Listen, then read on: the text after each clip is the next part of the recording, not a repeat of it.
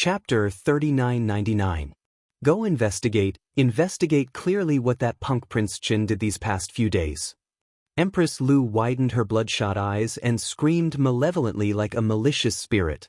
Lonely Mountain's imperial mausoleum Duanyu, who was guarding the thatched cottage and accompanying his mother on Lonely Mountain, was dressed in white.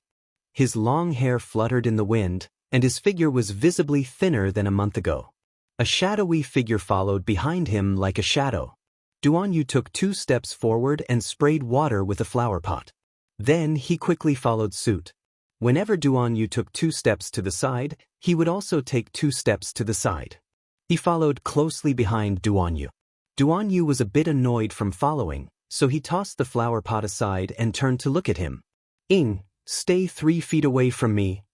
Hidden Guard shook his head vigorously. Your Highness, you fainted in the inner courtyard 3 days ago. Leader ordered me to stay within 3 steps of you from now on. Duanyu rubbed his forehead and explained patiently, that was an accident. He really wasn't that weak. It was just that day when he recalled that day's incident, Duanyu's lips couldn't help but sneer. That old man wanted to take over his body while he was feeling down. How could a sparrow occupying a dove's nest be so beautiful? He thought that he blamed himself for being indecisive in the past, which caused the people around him to suffer so much. If he had been ruthless to that woman and killed her from the start, his mother wouldn't have died, and he wouldn't be all alone. So, kindness and whatnot were sometimes unnecessary. It would cause the death of the people closest to you. So that day, when the old man threatened him again, he smiled and started roasting him with silver-white flames. He didn't care that he might be his ancestor, his great-grandfather, someone he had to respect. He only knew that the power of the Devil Emperor was his now.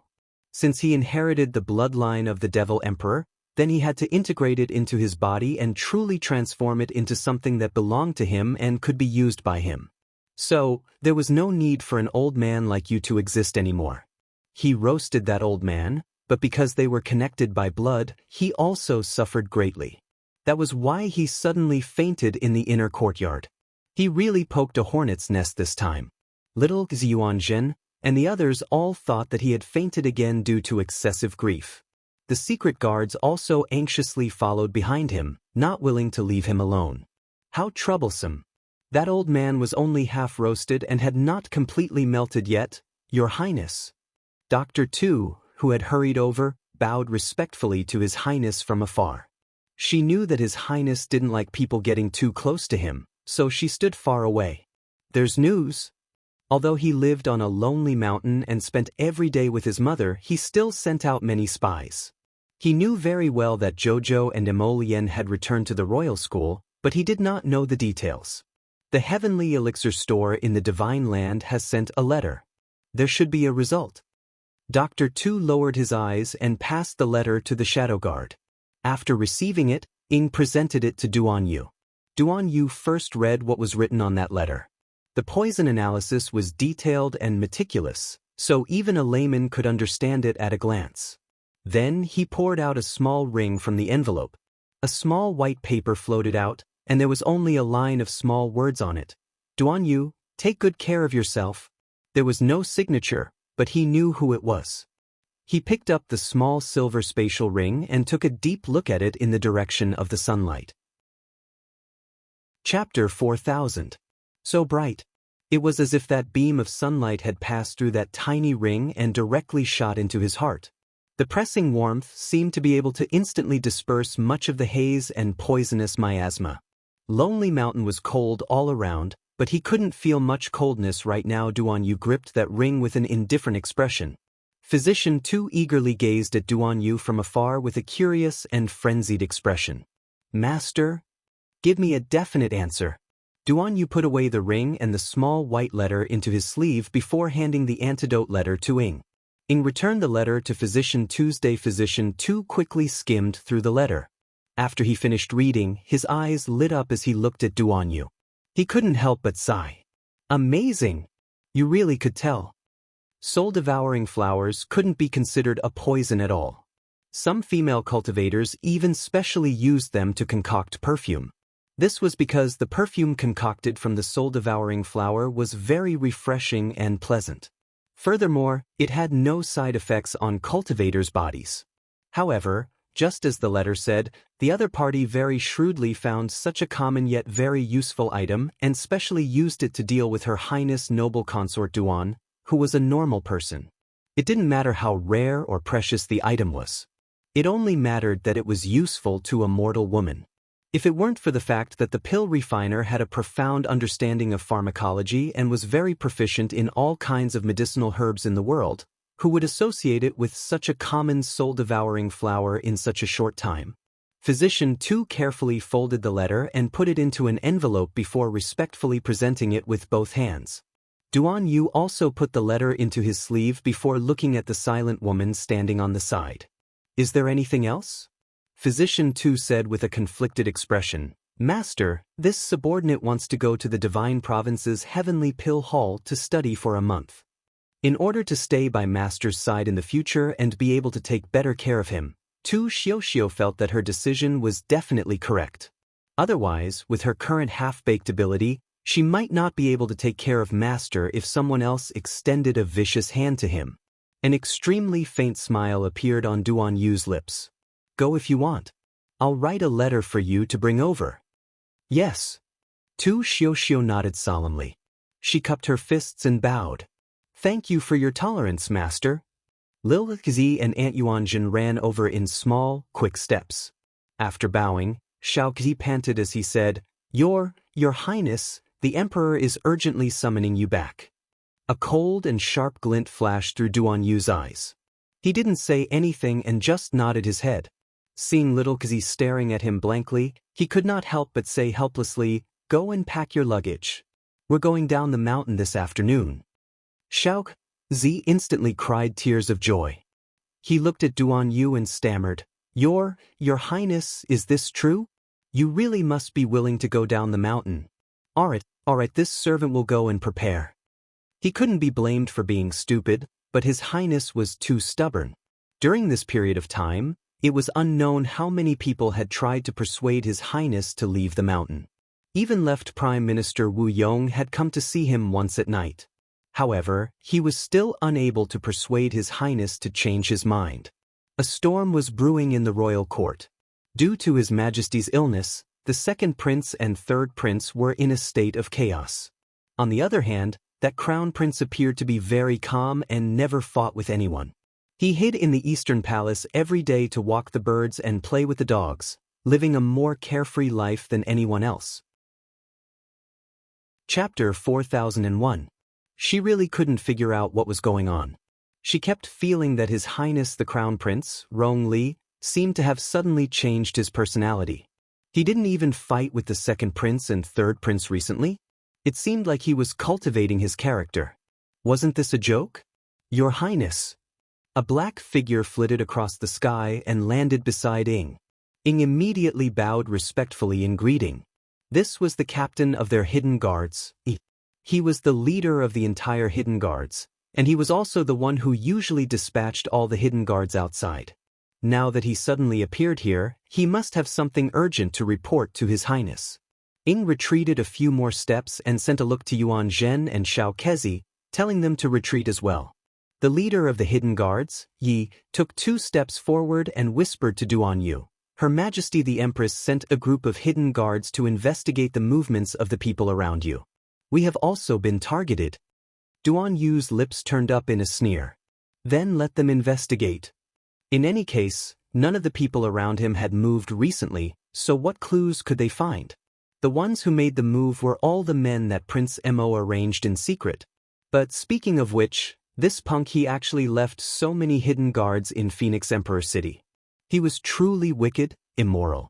These hidden guards were originally left in case of an emergency. They were most likely used to deal with his emperor father, Rong Yuan. To think that Prince Mo actually had such great patience. Who knew how many years he had been plotting? So the number of men he left in Phoenix Emperor City was really quite a lot. Duan Yu couldn't help but shake his head at this thought. Whoever made an enemy out of Mo Lien would truly have 8 lifetimes of bad luck because this guy was too black-hearted and too scary. If you accidentally offended him, who knew how many traps he would set around you, just waiting for you to foolishly walk right into his trap. It was indeed time to meet that old woman. Duan Yu's lips curled up in a cold smile. That afternoon, all the aristocratic families and officials in Song Prefecture's Phoenix Emperor City received the news His Highness Prince Chen had returned to the palace. Mai Qiao's section break. When Emo Lien pushed open the door and entered, she saw her wife drooping on the bed with her eyes half closed. Who knew what she was thinking about? From the looks of it, it was as if he had fallen asleep in the middle of his cultivation and was hanging by the side of the bed. Was that what he was thinking?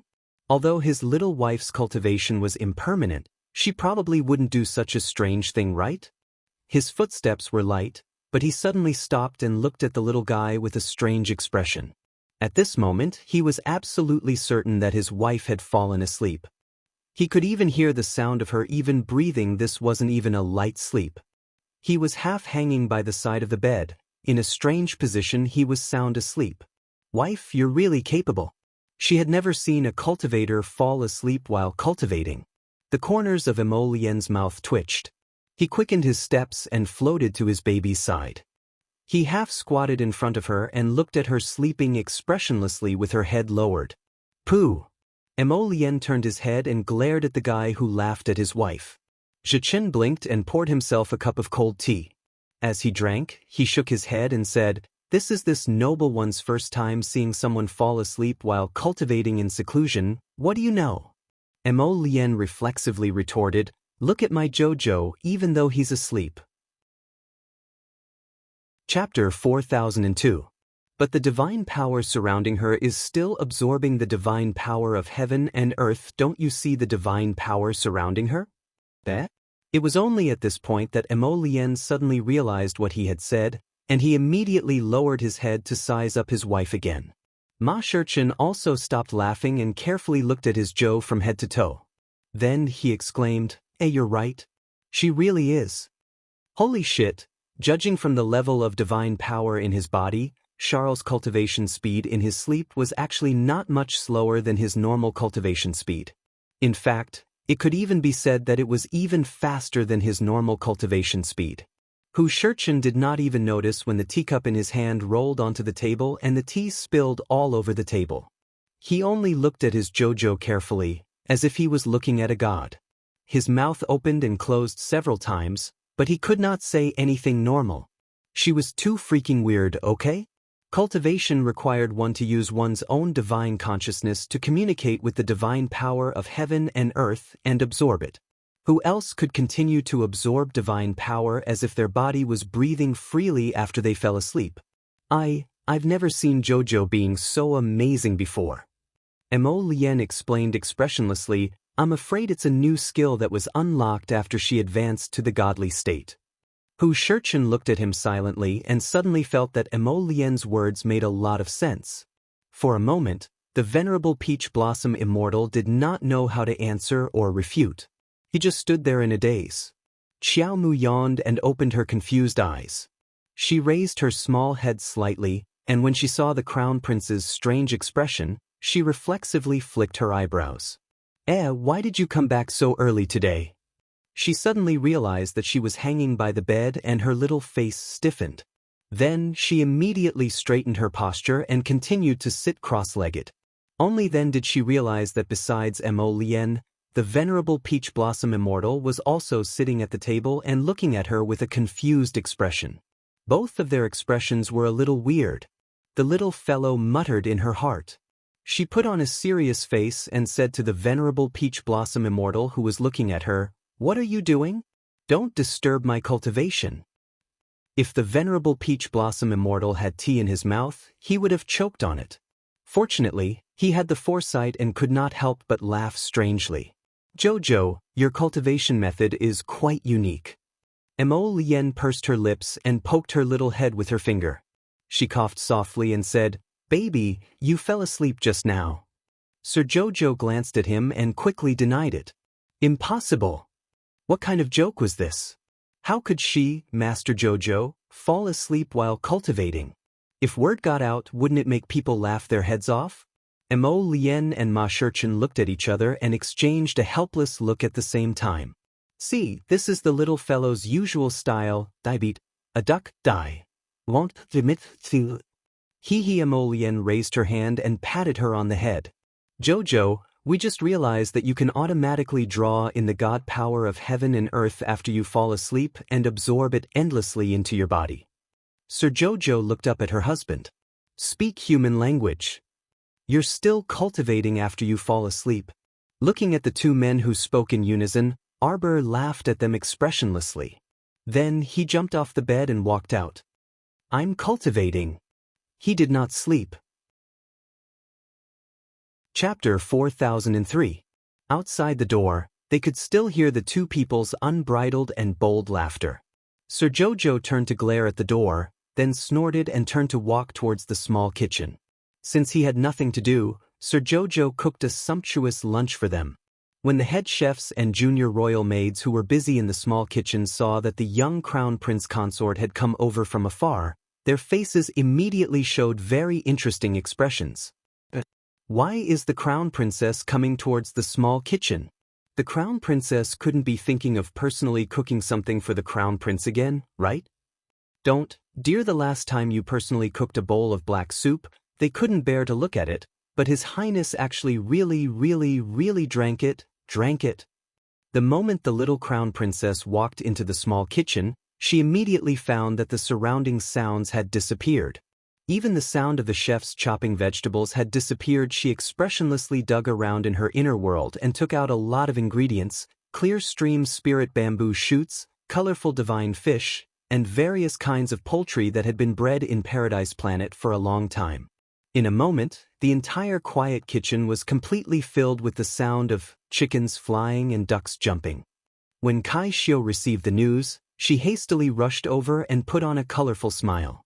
She couldn't help but console her in a soft voice. Crown Prince Consort, let's leave the ingredients here and let head chef Wang and the others cook. Yes, Crown Princess can just tell us what she wants to eat. No matter if it's steamed, boiled, fried, or fried, anything is fine. Everyone in the small kitchen nodded in unison.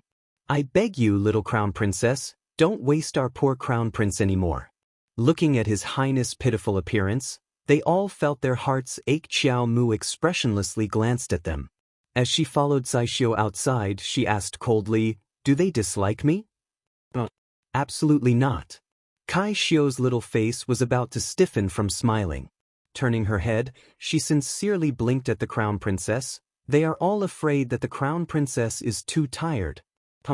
Don't think that this Crown Princess is stupid and can't see the fear in their eyes. The Crown Princess was not an assassin, so why were they so afraid of her? I heard that virtuous women have to wash their hands and cook for their husbands.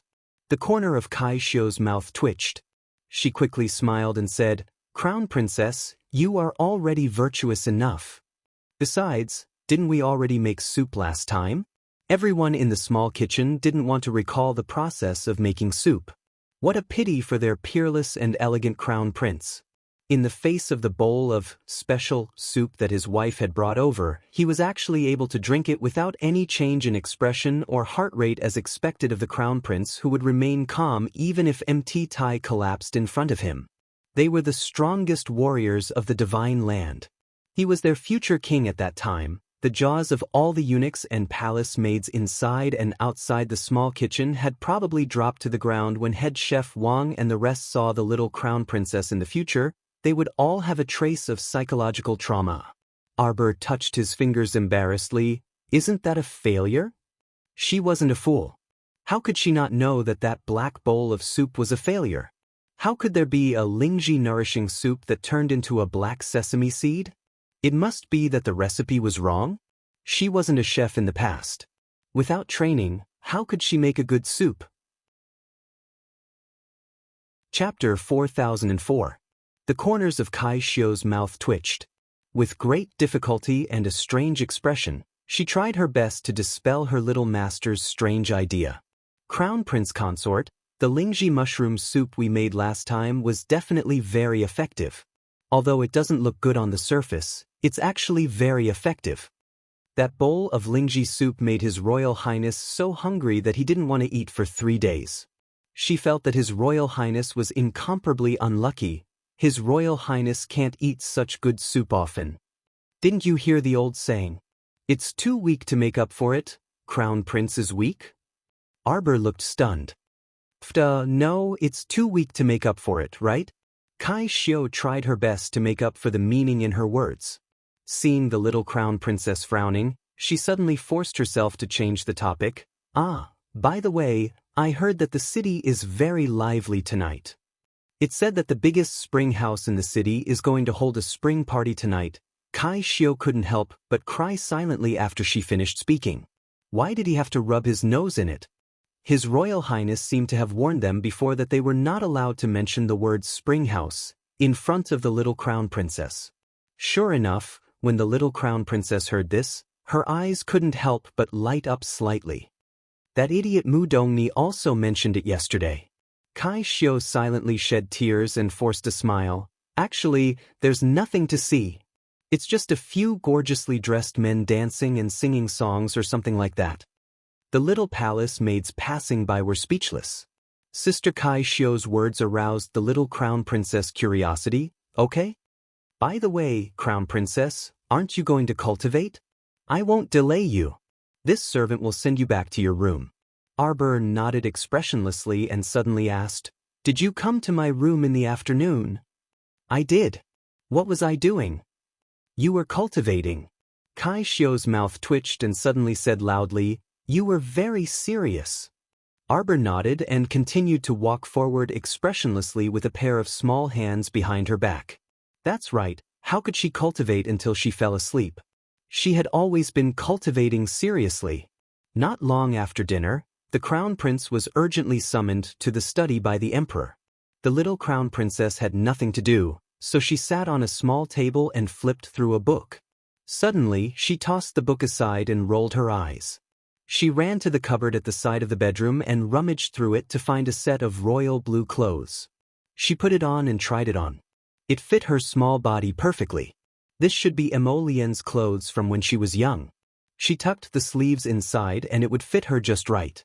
After changing her clothes, the little fellow tied her hair into a ponytail and found a small jade crown to fix her hair.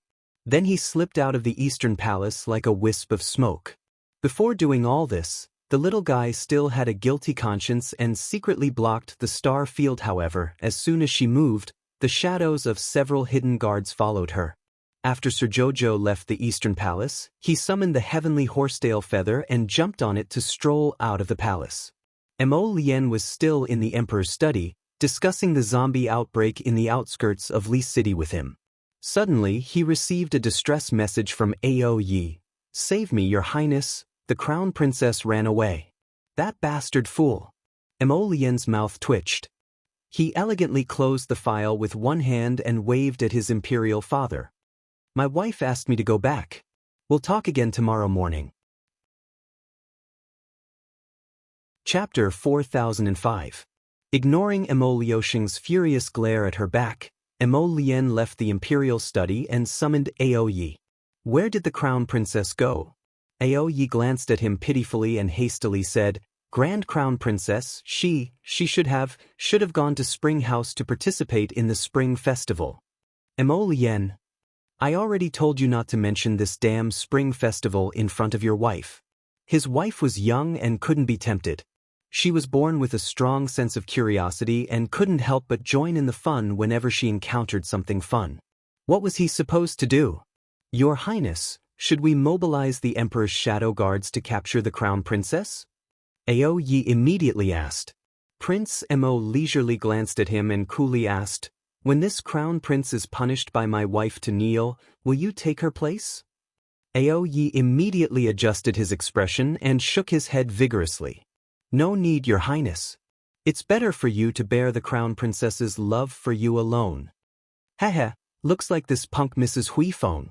Ao Yi replied seriously, Your Highness, then what should we do? Prince Mo gave him a chilly smile and grumpily roared, So useless, you can't even stop the Crown Princess. What else could he do? Of course, he had to leave the palace to find his wife. Aoyi glanced at his master pitifully and quietly muttered, "Who dares to stop the little crown princess? What are you saying?" This subordinate didn't say anything. Aoyi turned his head and silently shed tears. What could he do when he met an unreasonable master? He could only silently accept his fate. Arbor strolled out of the Eastern Palace alone and vigilantly glanced back. "Do you think I wouldn't know that a few shadow guards are following this lord sneakily?" The little fellow took out a small golden fan and opened it with a snap. He fanned himself twice and then frowned. It was such a hot day, yet he was fanning himself while walking. He really looked like an idiot. There was no wind at all. She really didn't know why there were so many men who liked to fan themselves all day long. For example, eldest young Master Qin. The little girl threw away her fan and ran towards the southern part of the city like a wisp of smoke. Spring Full House was opened in South City. It was said that it had only been operating for less than half a month, but the degree of its business was already catching up to the veteran pink houses. This brothel was probably a little strange. How could a small brothel open from the lower star field to the upper three continents? This was simply unheard of.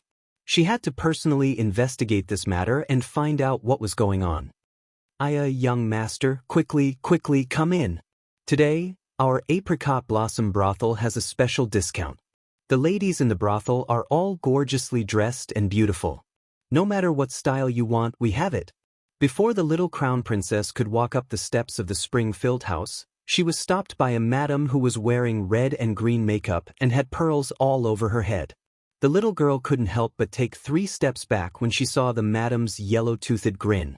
In the blink of an eye, a figure flew down from the front of the spring-filled house and blocked the madam's path. "Ma Ruichuan, why did you come to our spring-filled house to solicit business? This little brother is obviously here for our spring-filled house." "Bah!" Ma Ruichuan glared at the red-clothed man as if she was looking at a coquettish slut. She reached out to grab Arbor. "Little brother, don't be blinded by these demons and monsters. They're not good people." Chapter 4006. The price of this spring room isn't cheap, but the service in the rooms simply can't keep up. That's to deceive you young customers who don't know how to appreciate the market price. Don't fall for it, little brother. The man in red raised his hand and blocked in front of Madame Chun. He chuckled and said, "Madame Chun, don't meddle.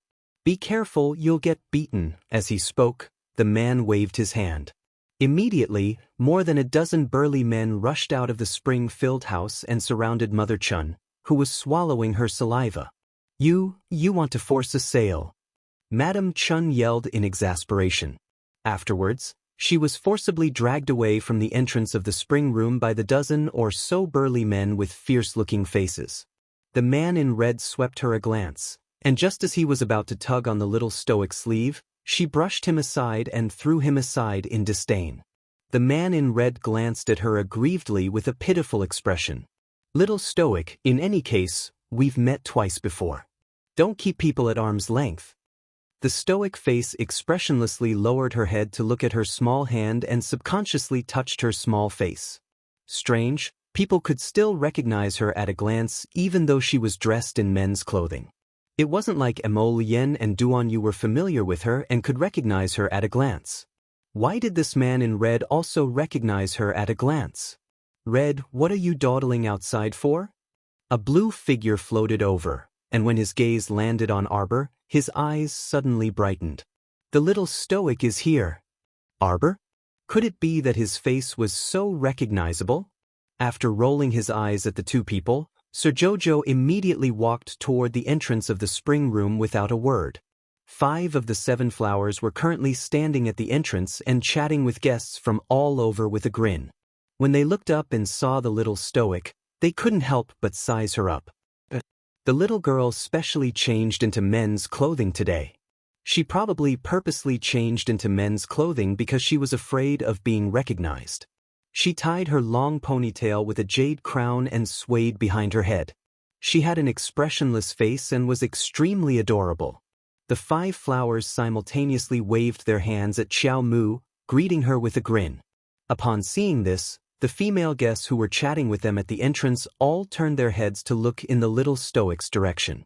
When a plump middle-aged woman saw the little stoic's exquisite small face, her eyes abruptly lit up, and she asked with a dazed expression, "Green E, is this little brother a newcomer to your brothel?" The green-clothed young man whose hand was being held by the woman blinked pitifully and repeatedly tried to withdraw his hand that was being molested by the old woman. "Madam, that little brother is a guest." The old woman suddenly understood something. Her face stiffened slightly, and she glanced at Arbor with an ugly expression. She clicked her tongue and shook her head. "You're so young, but you're actually a homosexual." Io. She brushed her nose with her handkerchief in disdain, but she still held Green Ye's small hand and dragged him inside the room. "Green E, you must accompany Madam for a few drinks today." "Madam, I'm not good at drinking." The green young sir called out pitifully, his pair of watery eyes occasionally sending pleading glances at the little stoic. The little stoic student furrowed her brows again and again. Seeing the old woman's vulgar expression as she held his small hand and refused to let go was truly an eyesore. Didn't she see that he wasn't willing to drink with her? Chapter 4007. Arbor restrained herself, but she felt that there was no need to do so. Then, she dashed forward and landed a vicious eagle hook on the woman's left eye. Seeing that plump woman howl and roll down the steps, the corners of the seven flowers' mouths twitched in unison, and they glanced at the stoic face in exasperation. The little fellow looked back and happened to see a carriage parked at the bottom of the steps. A white, slender figure emerged from the carriage and stepped out, almost stepping on the fat woman who had bumped into the carriage wheel. The newcomer hastily retracted her foot and looked up with a dumbfounded expression. Then, she opened the small fan in her hand and almost laughed out loud. "Aya, Jojo, it's truly a small world." Arbor rolled her eyes and pretended not to see eldest Chin's face that deserved a spanking. Following eldest young sir out of the carriage were two other young sirs who were also dressed in moon-white robes. Arbor swept a glance over them and knew that these two were also women dressed as men. She even recognized one of them. It was the Lin family's young miss, Lin Miao. Arbor wasn't familiar with the other woman dressed as a man, but seeing how familiar she was with Lin Miao, she guessed that she was probably a young miss from some aristocratic family. Eldest young sir waved his fan and walked up with a grin. He stretched out his hand in front of Arbor and said, "Jojo, are you here to join in the fun? Let me introduce you. These two are the Lin family's Lin Miao, and that's the Gu family's Gu Isin." Their carriage broke down halfway, so this young sir gave them a lift. Arbor looked at him expressionlessly, baffled. Why was this guy explaining things to her? Fan Meng and Fan Yu are starting their performance. Hurry, hurry, hurry. After a burst of lively voices, everyone surged into the building. Arbor followed the crowd and entered the door. She immediately saw Mu Dongni, who was squeezed at the edge of the stage and clinging onto it, repeatedly calling out, "Meng, Meng." This idiot. A vein on Arbor's forehead throbbed slightly. "Don't you dare fight with me for my Meng Meng. Today, even if I, Mu Dongni, have to spend 10 million spirit coins to have a long talk with my Meng Meng." Pooh! Eldest young Sir Chin's irritating voice suddenly sounded in a certain person's ear. "Jojo, look at how explosive this scene is. If that jealous lover Mo Lien finds out that you came to this brothel to bid for the male courtesan Belle, tell me, how are you going to live your day? Nonsense." Mr. Jojo glared at him angrily. "Which eye of yours saw me bidding? Hee hee, what a joke." The crowd was too crowded, and the little girl grew impatient. She turned around and punched a madam's waist, causing the madam in front to fall forward. Cries of alarm rang out. At the same time, Mr. Jojo turned around and kicked another woman who had squeezed her way forward. In just a few moments, he cleared, through, all the people around him out. The corners of eldest young Sir Chin's eyes twitched. He couldn't help but secretly applaud the little girl's violence. Taking advantage of the chaos, the little fellow slipped away, shaking off eldest young Sir Chin, who was following her like a shadow, and ran up to the second floor. If there was something strange about this brothel, there would always be some clues left behind in the room. The little girl kicked open the door, and two panicked screams of varying lengths immediately rang out from inside. Sorry, this lord kicked the wrong door. You two can continue. The little girl closed the door and turned around, reflexively dodging a sharp grab. Chapter 4008. That person's vicious claw really did have the intention of tearing the little girl apart. However, what kind of person was Arbor? How could she be torn apart by that person's claw? She stretched out her fist and pointed, and a blue spiritual flame shot towards the other party's arm. Chi! That person covered his face and retracted his arm. His 5 fingers quickly extinguished the blue spiritual flame, and then he quickly kicked open the door to the side of the room. Ah! The 2 unlucky fellows who had already been kicked in the door before were startled again. Trembling, they knelt on the bed and hugged each other in a twisted posture. With a whoosh, the masked man brushed past their bed and jumped out of the window to escape. His figure quickly disappeared into the twilight. Arbor was baffled. She lowered her head and looked at her little hand. She blinked her eyes in thought. That person was clearly aggressive and wanted to kill her at first, but why did he immediately retreat when she turned around and looked at him? Could it be that this person also recognized her? The little girl had a puzzled expression. She closed the door for the 2 unlucky people and shook her little paw. Continue. Continue, your sister. After being interrupted twice in a row, who could continue? The 2 people looked at each other in dismay and couldn't help but spit at her. Arbor knocked on the second door and leaned forward to listen. Seeing that there was no movement inside, she pushed open the door and ran in. She rummaged through the chests and cabinets. This room looked very ordinary, just like an ordinary guest room. At a glance, other than a screen and a bed, there was only a simple storage shelf in the corner with a few scattered books and trinkets. Arbor searched for a long time without finding anything, so she sneaked out of the room. She rummaged through the second floor and searched through 4 or 5 rooms in a row. Finally, she reached the innermost part of the corridor and entered an elegantly decorated room. The little girl wiped her sweat and sat down at the table. She secretly scolded the owner of this little brothel for being so crafty. She rummaged through several rooms in a row, but she didn't find anything. This was simply illogical. As far as she was concerned, this strange little inn had to be hiding something for her. Now that she thought about it carefully, it was very strange that Yi Lingmin had led her to that building that night on Sikong Planet. At that time, Yi Lingmin also said that Shuntian Prefecture's Prefecture Lord Gung Pengcheng's underground base was located under the entire red light district. But was that really Gung Pengcheng's underground base? Or was it the power behind him? Ever since she arranged for Dun Zong to stay in Shuntian Prefecture, Tianyun's people never appeared to contact him again. This meant that Dun Jin's identity must have been exposed. However, it was clear that the current Tianyun had placed all his attention on the upper 3 continents. He would definitely not spare any time to deal with the Dun clan in the Shuntian Prefecture. If they didn't have any background, who would have the leisure to open a small brothel in the upper 3 provinces? With such wealth, power, he could have done something else. Why did he have to continue to open a brothel in Shenzhou? Could it be a strange stronghold? Under the jurisdiction of the Heavenly Fate Administration, the more the little girl thought about it, the more suspicious she became. She sized up the room. There was probably a secret passage in this place, right? The little girl stood up and rummaged through the boxes and cabinets to continue searching. She knocked on the floor and the bed, trying to find some secret passage. After rummaging for a long time, she found nothing and tired herself out.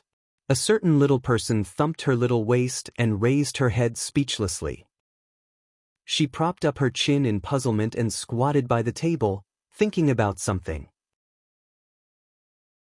Chapter 4009.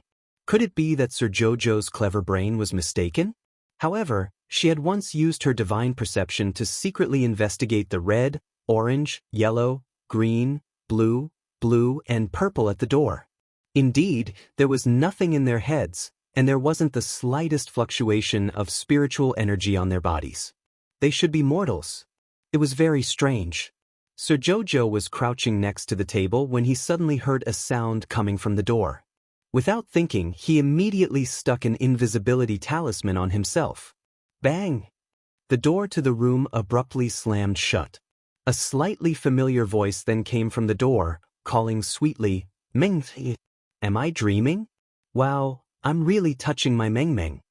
Arbor, why was Mu Dongni this scoundrel everywhere she went? Madam, don't be like this. I still have to perform a song on stage later. You, Meng Meng, you can just have someone else play the song. It's rare for us to meet, so how about you accompany me for a drink or two? The invisible Sir Jojo was sitting at the small round table made of pear wood in the room, expressionlessly glaring at the woman who was practically hanging half her body on Fan Meng. Madam, pitiful Fan Meng's slender body was about to be crushed by Mu Dongni's sturdy body. What madam? That damn husband of mine died long ago, and I'm unmarried right now. Mu Dongni covered her mouth and giggled, almost causing the little stoic to have goosebumps all over her body. Fan Meng tried her best to pull away this madam's octopus-like hands, and her elegant face revealed a very troubled and pitiful expression. Madam, don't pull anymore. This fellow was wearing clothes made of extremely moist silk. After Mu Dongni, that dunce, tugged at it twice with all her might, half of her glistening and glossy skin was revealed. It really looked seductive. Mu Dongni hung on Fan Meng's body the entire way here as if she couldn't walk. This scene was simply unbearable to look at. Arbor sat there expressionlessly as he watched them walk over and squeeze to sit next to him. Mu Dongni rubbed herself against the man with an intoxicated expression and called sweetly, "Mengling, don't be evasive."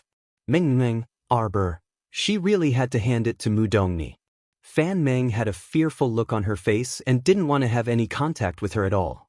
Yet, this fellow kept rubbing herself against Fan Meng's body.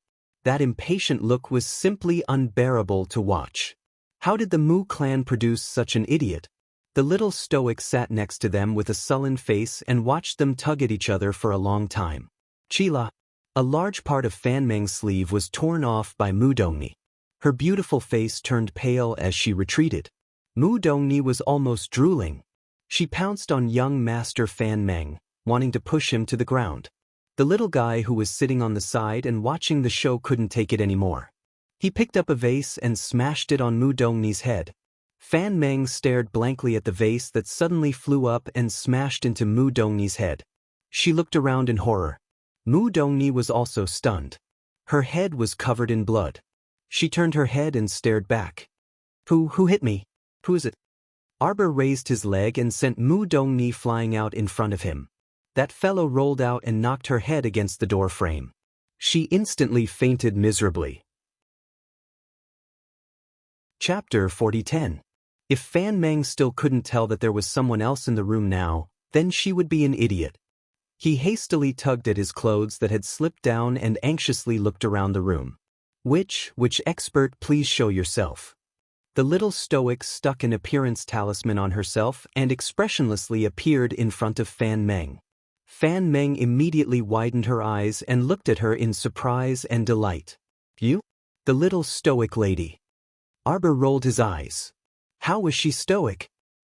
You're the stoic one, your whole family is stoic. Fan Meng.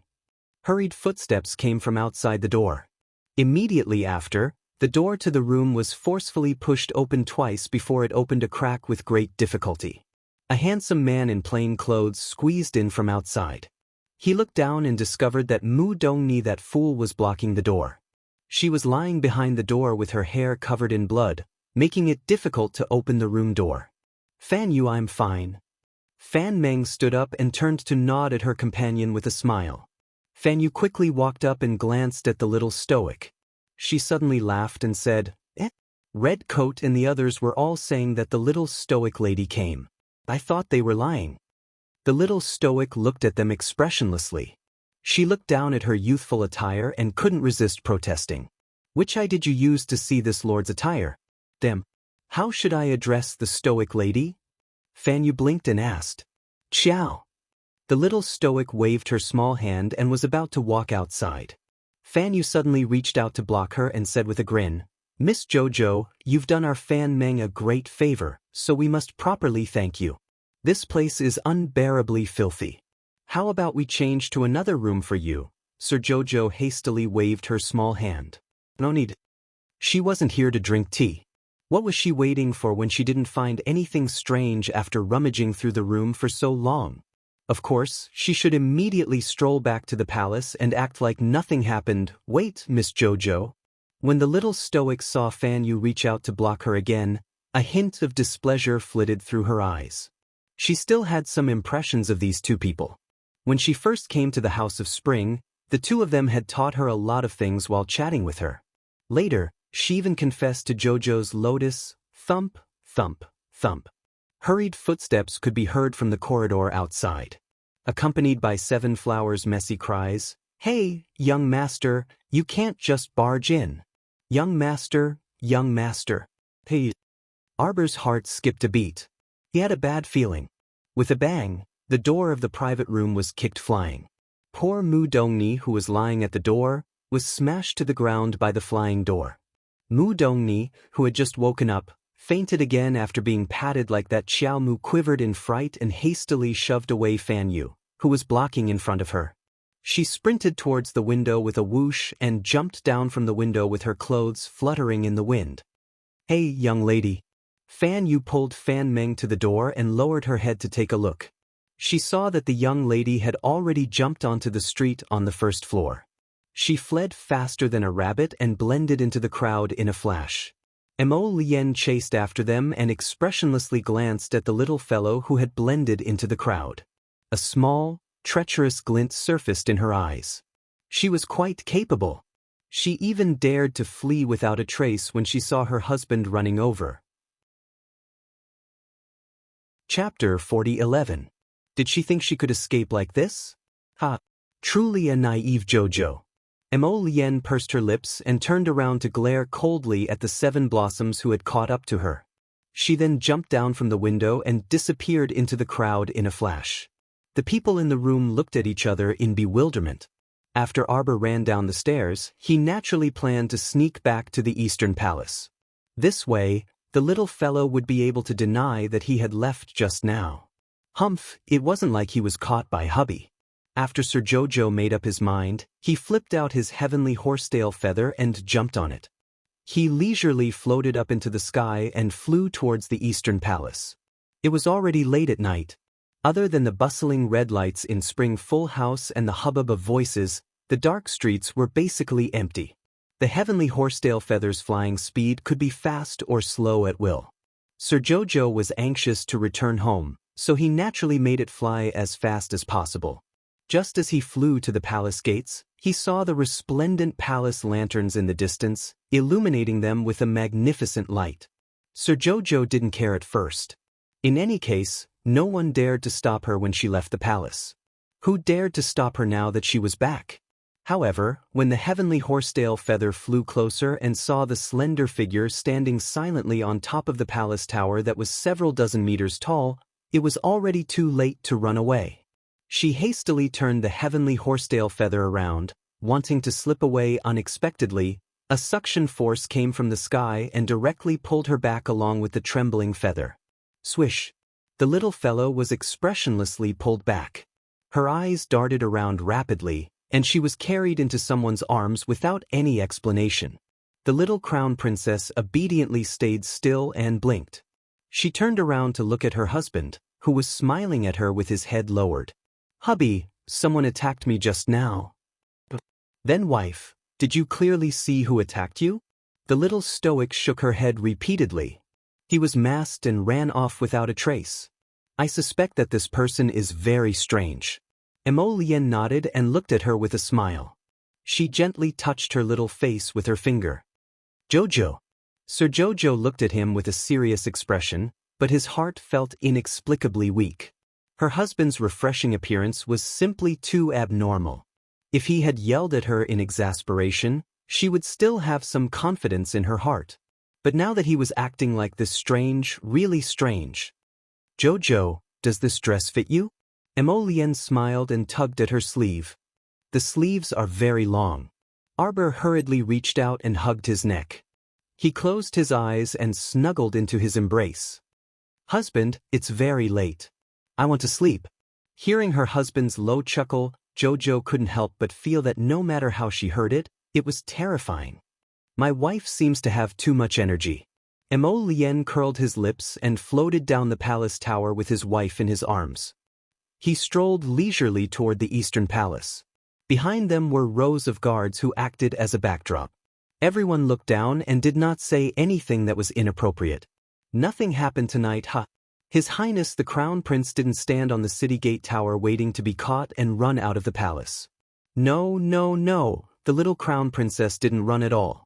Would they saw what they shouldn't have seen and knew what they shouldn't know? Would they be silenced by His Highness in a fit of rage later? Arbor originally wanted to pretend to sleep, but who knew she really fell asleep? When she woke up, it was already late in the morning. She moved her small arms and legs, and her face immediately turned bitter. Chapter 40:12. I see that my wife seems to have excess energy. Stinky Lotus's words were still echoing in her ears. She had become like this today. The little fellow moved her uncomfortable little body and slowly moved to the ground with a bitter face. How could this person be so vile? Didn't he just sneak out for a stroll? He actually tormented her for an entire night. She remembered that she was tormented awake in the middle of the night, groggy and half awake. She didn't know what kind of medicine this bad guy blew on her, but now her whole body felt uncomfortable. Her small hands and feet were also somewhat weak, infuriating. She vowed not to beg for mercy, and even more so, she couldn't be weak. The little Crown Princess moved to the ground and immediately made an "I-O" sound. She put her hands on her waist and frowned pitifully. Crown Princess, you're awake. Kai Chi and Kai Xiu were holding toiletries, clothes, shoes and socks as they walked in with a smile, looking at her with pursed lips. Arbor was expressionless as he sat upright on the edge of the bed. He stretched out a pair of small paws and said, "Change clothes." Kai Xiu was overjoyed. The Crown Princess usually didn't need their help. Now that she suddenly had a mischievous look, it was really fun to look at. After helping the little Crown Princess change clothes and wash up, Kai Xiu pursed her lips and said with a smile, "Crown Princess, His Highness just brought a lot of books from the Imperial Hospital for you. You'll have books to read during this period of time. His Highness wants you to read books after breakfast. He'll be back in the afternoon." Jojo scolded him 3 times in a row. Looking at the servants bringing in boxes of books, there was no change in her expression, but her heart was a little broken. Jojo's Lotus was really too vile. He actually found so many books for her and urged her to stay at home to read and not go out for a stroll. The little girl expressionlessly held a small spoon and sent a mouthful of bird's nest porridge into her mouth. She glanced at Kai Xiu standing at the side. "I want to go home," the little girl said expressionlessly.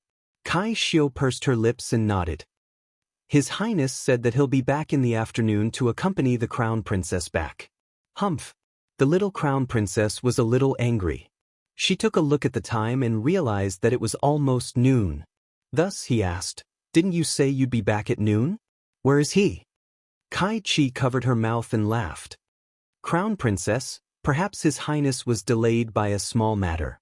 Could it be that the Crown Prince Consort is hungry again after having breakfast?" The little Crown Princess rolled her eyes. While they were talking, Kai Chi hurriedly ran in from outside the door.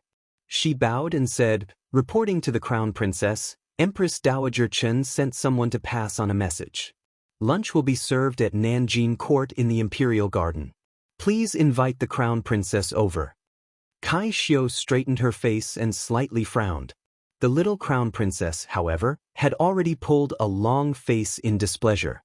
Who knew what this old lady was up to? Ever since the incident with old Madame Chiao, Arbor no longer had any patience for this kind of old fogey who took advantage of her seniority. "Go and reply to the person who passed on the message. Just say that this Crown Princess is not feeling well and will not be attending." "Hey Mama, you can't barge in." "Barge in? I don't know where the Crown Princess is feeling unwell. This old servant can ask the Empress Dowager to send a doctor from the Imperial Hospital to come and treat the Crown Princess." A rude and unreasonable voice cut in. It pushed aside the few palace maids and eunuchs who were blocking it, and directly led a group of valiant women to barge in. Chapter 4013. The old woman in front of her had a fierce-looking face and didn't look like one of the palace's old nannies. Instead, she looked a bit like a hired thug. As for the 7 to 8 sturdy nannies behind her, each of them were also tall and sturdy. They were the type that could hang 2 little royal maids up with a single punch. Arbor stared at them with a dark expression. She raised her hand slightly and had several maidservants, who tried their best to stop the nannies but couldn't, retreat to the side. This crown princess doesn't feel well anywhere. Arbor coldly stated, "Go to the Imperial Hospital and invite a physician over first." The old woman in the lead was slightly startled, most likely not expecting that the little crown princess, whose lie she had exposed, could still calmly continue her previous words. She crossed her arms with a disdainful expression. This old servant sees that the crown princess complexion is rosy and her spirit is quite good. She doesn't look like she's sick anywhere. The crown princess couldn't have purposely rejected Her Majesty the Empress Dowager's invitation and pretended to be sick, right? Arbor looked at her coldly and indifferently muttered, "Li Yi." Li Yi abruptly scuttled in through the window and stood behind the little crown princess, expressionlessly saying, "Crown princess, go teach her a lesson." The little crown princess expressionlessly spoke with a frosty expression on her delicate, stoic face. Li Yi cupped her fists and quickly walked up. She swung her arm twice and suddenly slapped that old woman's face. The old woman saw her walking over aggressively and already had a bad feeling in her heart. Now that she really swung her arm to slap her, she instantly shouted in exasperation, "You little wench, you dare?" Before she could finish her nonsense, a large slap landed on her face. That old woman was indeed fierce-looking and had boundless strength, but that was only in front of several delicate palace maids. When she encountered a spiritual realm expert like Li Yi, she didn't have the slightest bit of strength to retaliate. A slap immediately landed on her face, and her face was immediately slapped crooked. "Zhao Mama." The old nannies behind her felt their hearts beating wildly. They looked at the expressionless crown princess in shock. The young crown prince consort was really going to attack them without a second word? If she still had the Empress Dowager in her heart, she would not have acted so ruthlessly and mercilessly to them. It was obvious that he didn't put Empress Dowager Qin in his eyes at all. The fierce-looking old woman, Granny Zhao, was so angry that her whole body trembled. She was an old granny by the Empress Dowager's side. Usually, she was in charge of the affairs of the outer court. With a strong body, who dared to make trouble for her? In all these years, she had never been wronged like this in the palace. How could she be slapped by a little maid serving the crown princess? This was intolerable. "What are you all still standing there for?" Granny Zhao snapped. "Suppress this little bitch for me. I'll kill her today." "Who does Granny Zhao want to kill?" A bone-chilling voice suddenly sounded from the doorway. Granny Zhao and the others turned around in shock and hurriedly knelt down in greeting. "Greetings to your highness the crown prince." "Greetings to your highness the crown prince." Mo Lian's handsome face was cold as he slowly walked in with his hands behind his back. Seeing the mess on the floor, he couldn't help but frown. "Who allowed you old shrews to barge into the bedchamber? What big guts!" Granny Zhao and the others trembled as they secretly complained incessantly in their hearts. Chapter 4014. Why did this master return so quickly? Could it be that he didn't encounter Miss Qin along the way? Granny Zhao complained in her heart, secretly cursing that Miss Qin for being incompetent. She couldn't even delay a man. This really wasn't going to be easy to clean up. Granny Zhao hurriedly smiled apologetically. "It was us servants who overstepped our bounds. We servants deserve to die 10,000 deaths. We shouldn't have impatiently barged into the bedchamber. We servants will leave now." "You do deserve to die." Prince Mo coldly cut her off and nodded with an indifferent expression. "Come." Several guards had been waiting outside for a long time, but they had always been well trained. Without the male and female master's summons, they naturally wouldn't take a single step into the inner hall. When they heard His Highness calling for them, they immediately swarmed in and called out in unison, "Your Highness." "Drag them all out and execute them." Prince Mo coldly said, without the slightest fluctuation in his expression. Granny Zhao and the others' expressions abruptly changed. They abruptly raised their heads and looked in horror at the Crown Prince's grim expression. His Highness the Crown Prince actually ordered them to be executed? How could this be? His Highness really didn't give them any face at all, these old people by the Empress Dowager's side? Granny Zhao trembled. When she saw the guards come forward to drag them away, she hurriedly cried out, "Your Highness, spare us, Your Highness. We servants are under the Empress Dowager's orders to specially invite the Crown Princess Wu. Wu. The rest of her words were clearly blocked by the guards and she couldn't say anything else. Soon, the sound of bamboo slamming could be heard from outside the bedchamber. The efficiency of the Crown Prince's subordinates naturally didn't need to be mentioned. The little girl blinked and snorted at the man strolling over. She turned her little head to the side, not looking at this guy. Mo Lien walked to the little girl's side. Just as she was about to reach out to hug her, she saw the little thing jump off the couch and waved her little hand with an unhappy expression. "Your family is too annoying, I'm going home now." Mo Lien's hand paused in midair.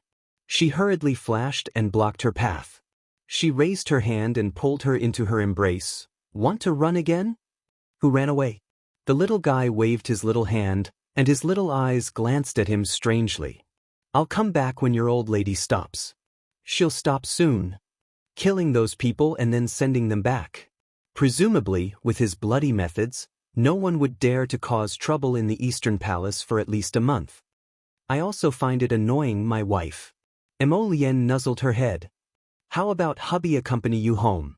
Arbor rolled his eyes at him and said calmly in a strange tone, "You've been following me to my mother's house all day, so your old lady must have something to say. Just wait and see. She won't stop today." Mo Lien raised his eyebrows and rubbed against his wife. "She's so annoying."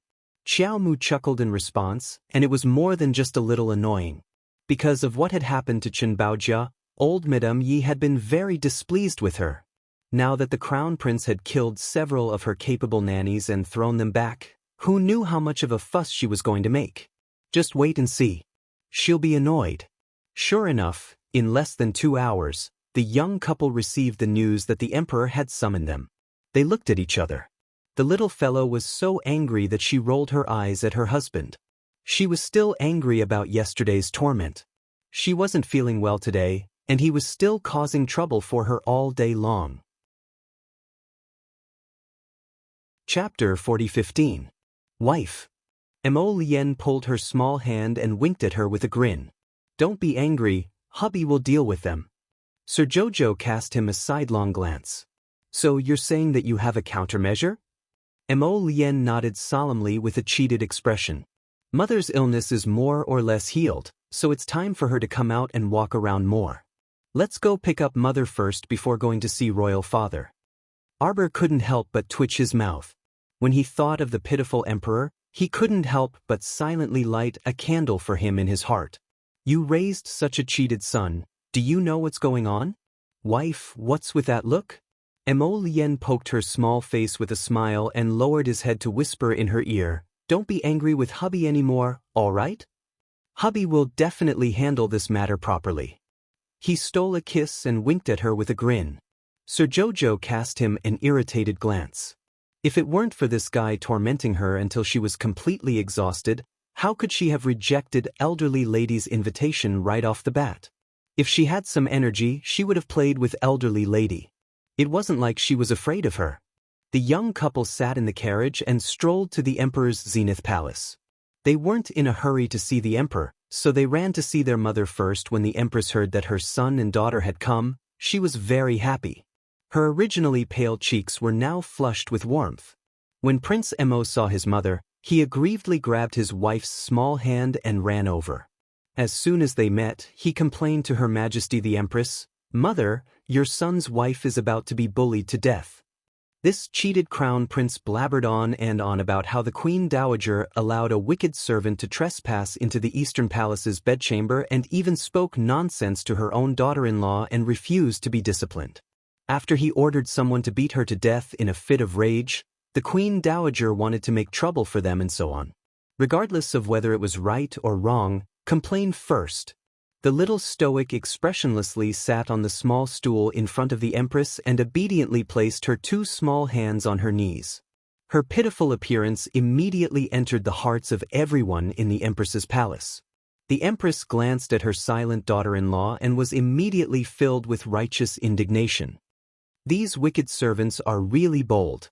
The maids and palace maids around the Empress were the confidants of the Emperor and the Empress. These past few years, she didn't leave her residence and stayed in the underground ice palace to take care of Her Majesty, so she didn't know much about the little stoic, this crown princess. After hearing the crown prince's description, they all secretly sympathized with the little crown princess. She was so young and didn't have any background in the imperial city. She was bullied by the old madam every day. How pitiful! Come with me to see your father. The Empress was furious. He got up and ordered the servants to change their clothes. He planned to accompany his son and daughter-in-law to the imperial study to have a good talk with the great emperor. Mother, Prince Mo said aggrievedly, a few days ago, Jojo needed a relatively quiet environment in order to make the soul-returning pill for Mother. The palace was too noisy, so we moved to Jojo's maiden home for a while. However, the old madam bore a grudge against Jojo. A certain little person obediently sat on the small stool without uttering a word. The Empress pulled her up with heartache and stroked the child's head.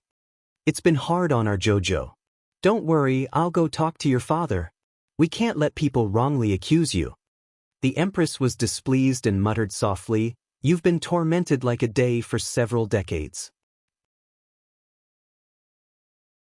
Chapter 40:16. The little crown princess was led out by her husband with an inexplicable expression. Before leaving, she looked curiously at the old and young palace maids beside the Empress. They were all looking at her with a sympathetic gaze. What were they doing? The little crown princess didn't know that in the crown prince's explanation, these people had already imagined scenes of the little crown princess being bullied and humiliated. One of the old nannies even wiped away her tears with emotion. This was really a beautiful misunderstanding. In the great emperor's imperial study, Mo Lusheng had a headache as he looked at the crying old lady sitting there. Princess Yen Yun awkwardly accompanied Empress Dowager Chen, not knowing how to comfort this heartbroken old lady. Since 2 hours ago, when she received the news that the old maids she sent to the Eastern Palace were all killed by the crown prince, the old lady almost fainted from anger. The old Empress Dowager, who ran to the great emperor to make a decision, cried 2 times in front of Mo Lusheng with snot and tears, causing the great emperor to have a headache. When she thought of her son, she couldn't help but want to call him over to scold him. Since you've messed with the old lady, then you should deter her until the end, okay? Look at what you're doing now. The old lady came to make a fuss in front of him. The Empress has arrived. The Crown Prince and the Crown Princess have arrived. The 2 announcements made the unprepared Mo Lusheng and Empress Dowager Chen's hearts skip a beat. Especially Empress Dowager Chen, her eyes narrowed. She had experienced the Empress's daughter-in-law in the past. That unruly temper, it might even be worse than the Crown Princess. Ever since she woke up, the old lady wanted to summon the Empress several times, but was stopped by the great emperor on the grounds that his wife had just recovered from a serious illness and couldn't go out to meet people. Now that they suddenly met in the imperial study, it was unexpected. Mo Lusheng and the old lady were in 2 completely different moods. When he heard that his wife came with those 2 brats, he knew that those 2 brats definitely didn't have good intentions and went to ask his wife to come over to support them. It was hard to believe that those 2 brats could be so deceitful. Mo Lusheng expressionlessly looked up at the 3 people who came in. His originally taut handsome face couldn't help but soften a bit when he saw his wife. She quickly walked out from behind the desk and greeted by Wuxia. She then turned to glare at Mo Lien grumpily as she reprimanded, "Your royal mother's body hasn't fully recovered yet. How can such a trivial matter alarm your royal mother? If I didn't come, who knows how my daughter-in-law would be bullied?" The emperor was a bit dumbfounded and glanced at the little stoic suspiciously. What did these 2 brats say to their wife? Why did his wife look like she was protecting her empress with their arrogant and unreasonable temperaments? How could they be bullied by others? Was there a big misunderstanding? Wuxia. Mo Lusheng pulled her small hand, chuckling as he smoothed things over. How could that be? Little glutinous dumpling's wife was not easy to deal with. His wife had been kept in the dark by these two brats and thought that they were good people. What was she supposed to do?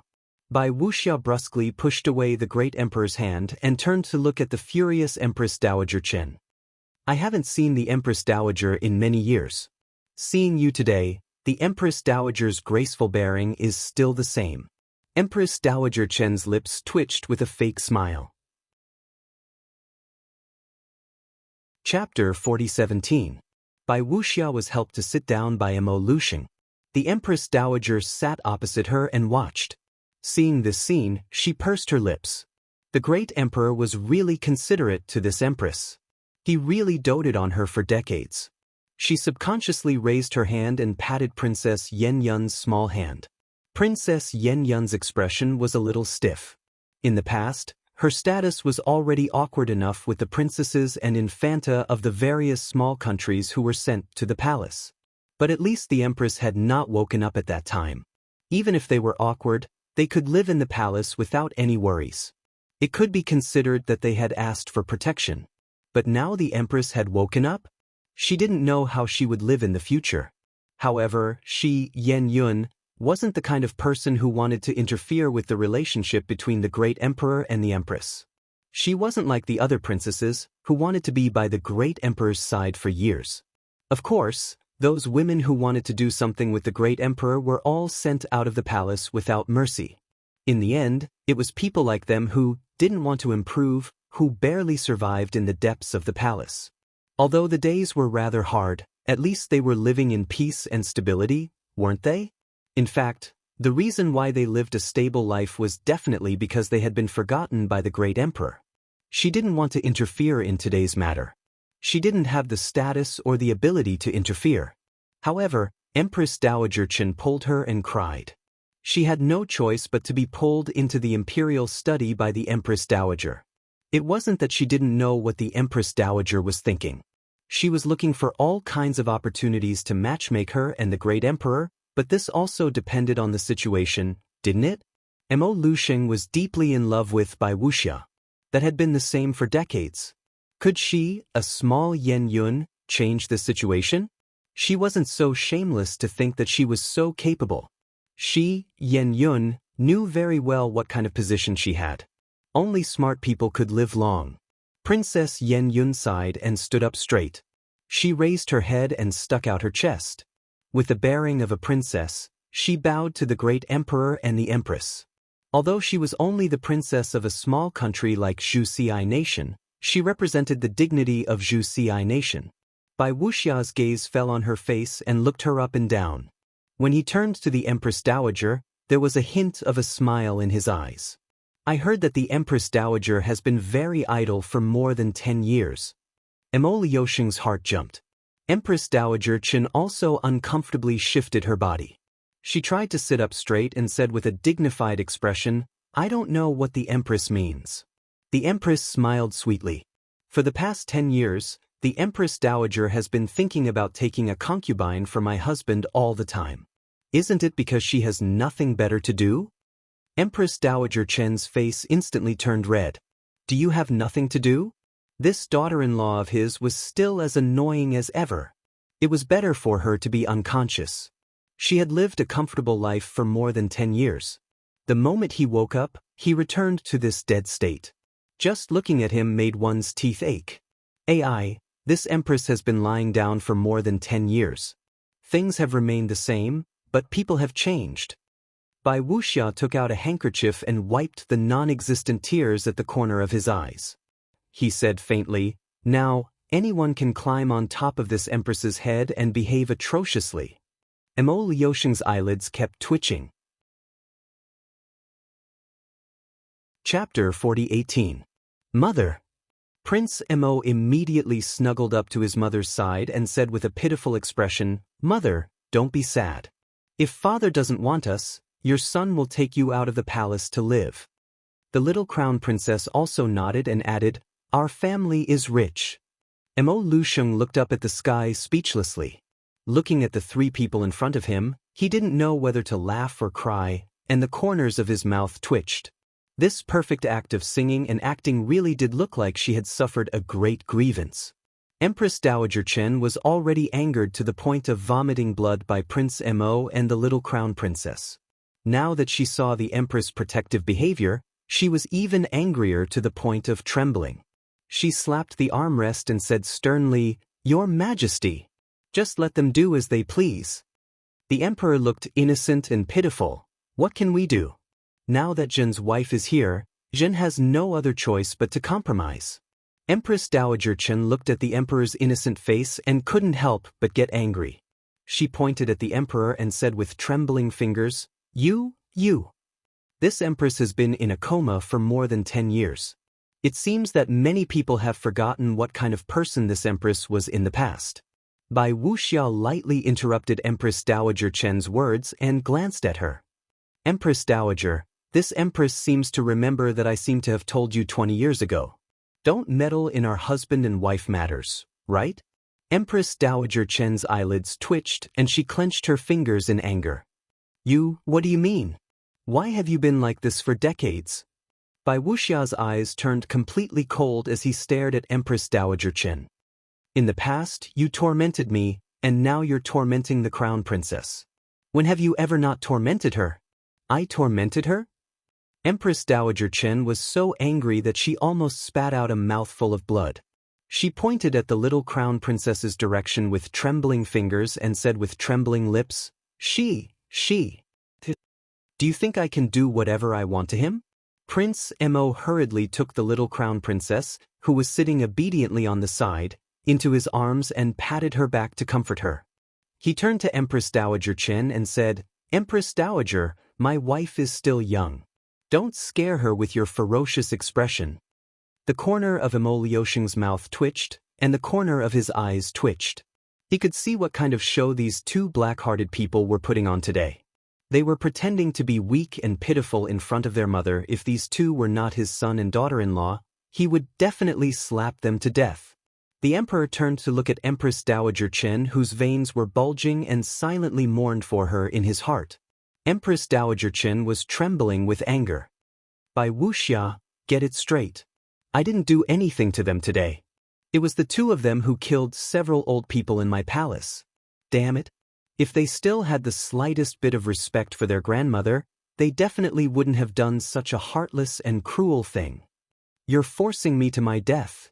Empress Dowager Chen was so angry that she beat her chest and wailed, If your Majesty feels that there's no need for this old body to exist, then drive me to the cold palace. What's the point of this old body living like this? Mo Liusheng's eyelids twitched and he was about to stop her. Bai Wuxia said coldly, Since the Empress Dowager wants to go to the cold palace, then let her. Empress Dowager Chen was dumbfounded. Princess Yen Yun on the side was also dumbfounded. What?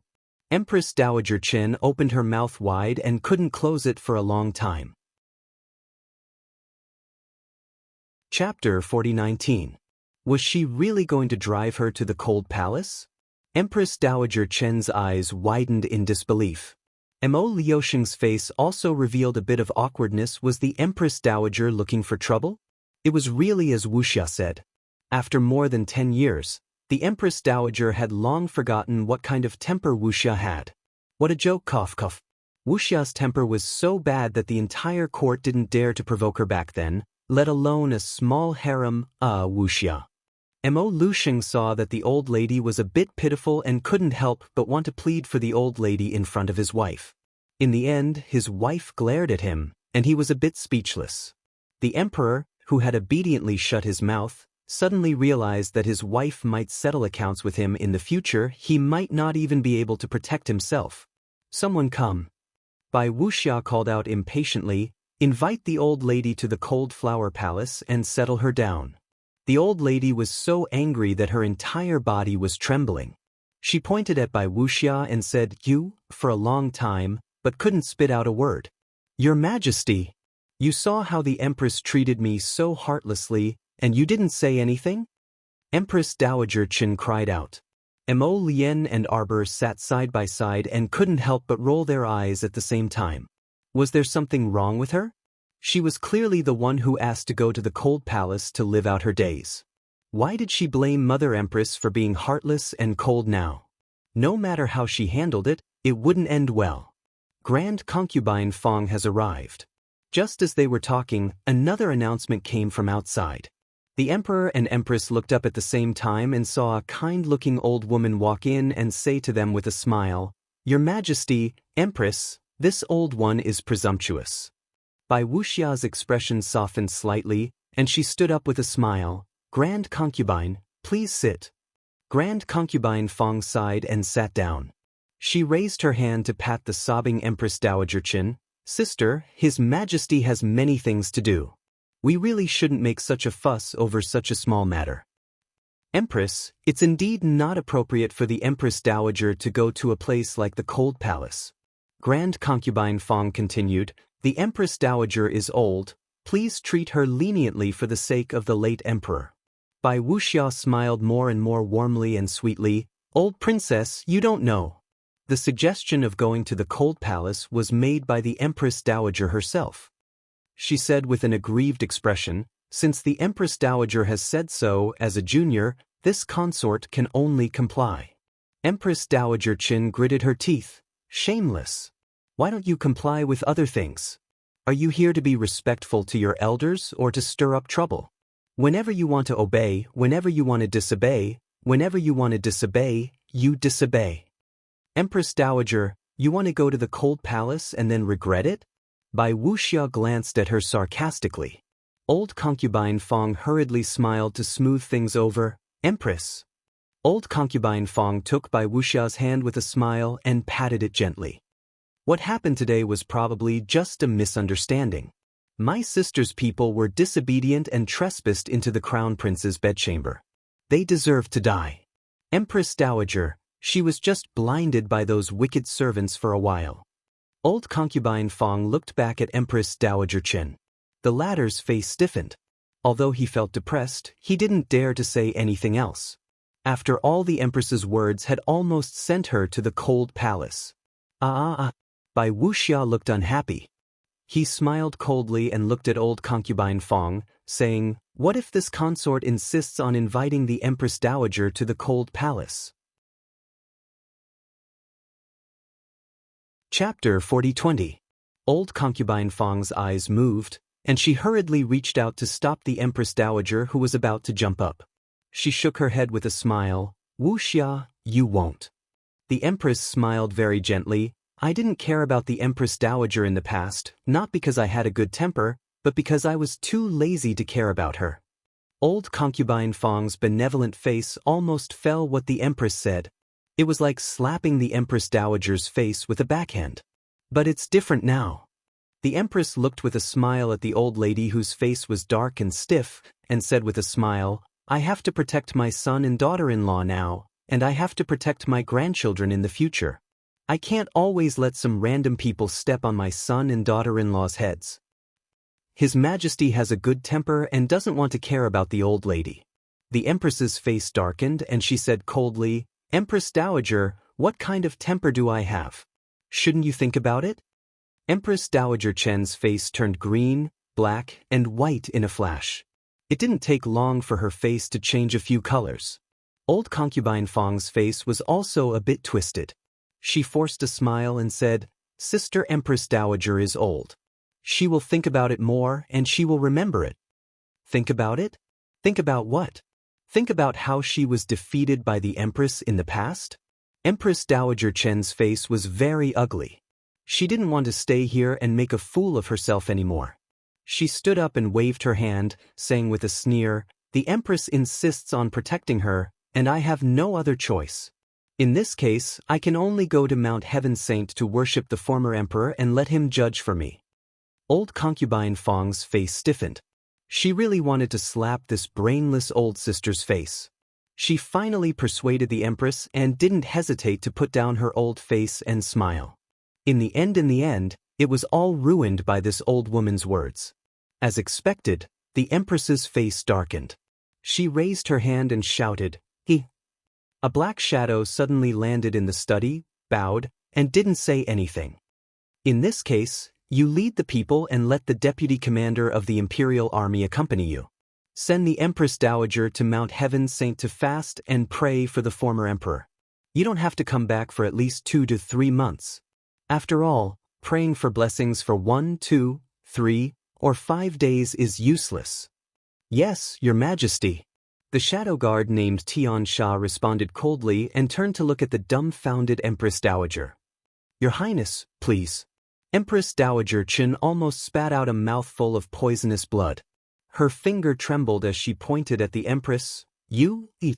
She looked anxiously at the Emperor. Unexpectedly, the Emperor had already pretended to sit back down beside the table. He picked up a booklet from the side and flipped it upside down in front of his eyes, reading with great interest. Humph. He knew that the Emperor had no right to speak in front of his wife. The Empress Dowager flew into a rage. She flicked her sleeves and walked out unwillingly. The Empress stood up and said, respectfully sending off the Empress Dowager. The veins on Empress Dowager Chen's face bulged. Consort Dowager Fong looked at them speechlessly, sighed, and said with a smile, then this old one will go back first. Old imperial concubine, take care. Consort Dowager Fong sighed again. Before she walked out, she looked at Arbor's face. The little girl had a very obedient expression. She sat beside Prince Emo and didn't say anything, watching the show from beginning to end. Chapter 4021. After the 2 old ladies left, the servants silently closed the door to the imperial study, leaving the family of 4 to stare at each other. Emo Liusheng's face was stern as he suddenly slammed the table. Emo Lien. Father summoned you for questioning. You're good, you made the first move and brought your mother here. This son of a fraud, the more he looked at him, the more he wanted to grab him and beat him up. Without waiting for Prince Emo to speak, Bai Wuxia looked at her husband with dissatisfaction. Why are you yelling at our son? Prince Emo very cooperatively threw himself behind his mother and pitifully called out, Mother. Empress Bai's heart was about to melt from her son's call. She angrily glared at the emperor. It was clearly that old woman who schemed against them. Why are you yelling at him? Emo Liusheng couldn't help but want to laugh bitterly. He hurriedly walked over and tugged at his wife's small hand. Wuxia, I was just talking to little glutinous dumpling. This child, he didn't know how to control his strength. He killed a few old people by the Empress Dowager's side. Bai Wuxia snorted and glanced at him with dissatisfaction. If they weren't looking for death, why would my son lower himself to their level? Emperor! Exclamation point. What you said makes sense, but you don't know the fraud of our lives. Bai Wuxia pulled Emo Lien and Arbor's hands and said angrily, I didn't know that my son's life was so difficult. Even a random dog slave could barge into their sleeping quarters. The old lady can casually scold them. We can't live like this. The young couple nodded in agreement. Their obedient appearance made the emperor grind his teeth in anger. Wife, you've been bewitched by these 2 little bastards. They're not like what you're saying. You didn't see the scene of these 2 bastards climbing up the roof and demanding debts. Even he, the emperor, had been cheated by them several times. With their pure evil nature, how could they be bullied by others? Not taking the initiative to bully others was already very righteous. Little glutinous dumpling, Jojo, pack your things and follow mother back to Glory City. It's not comfortable to live in the palace. Let's go home with your grandfather. Bai Wuxia hugged her son and pretended to cry. Your father doesn't love the 3 of us.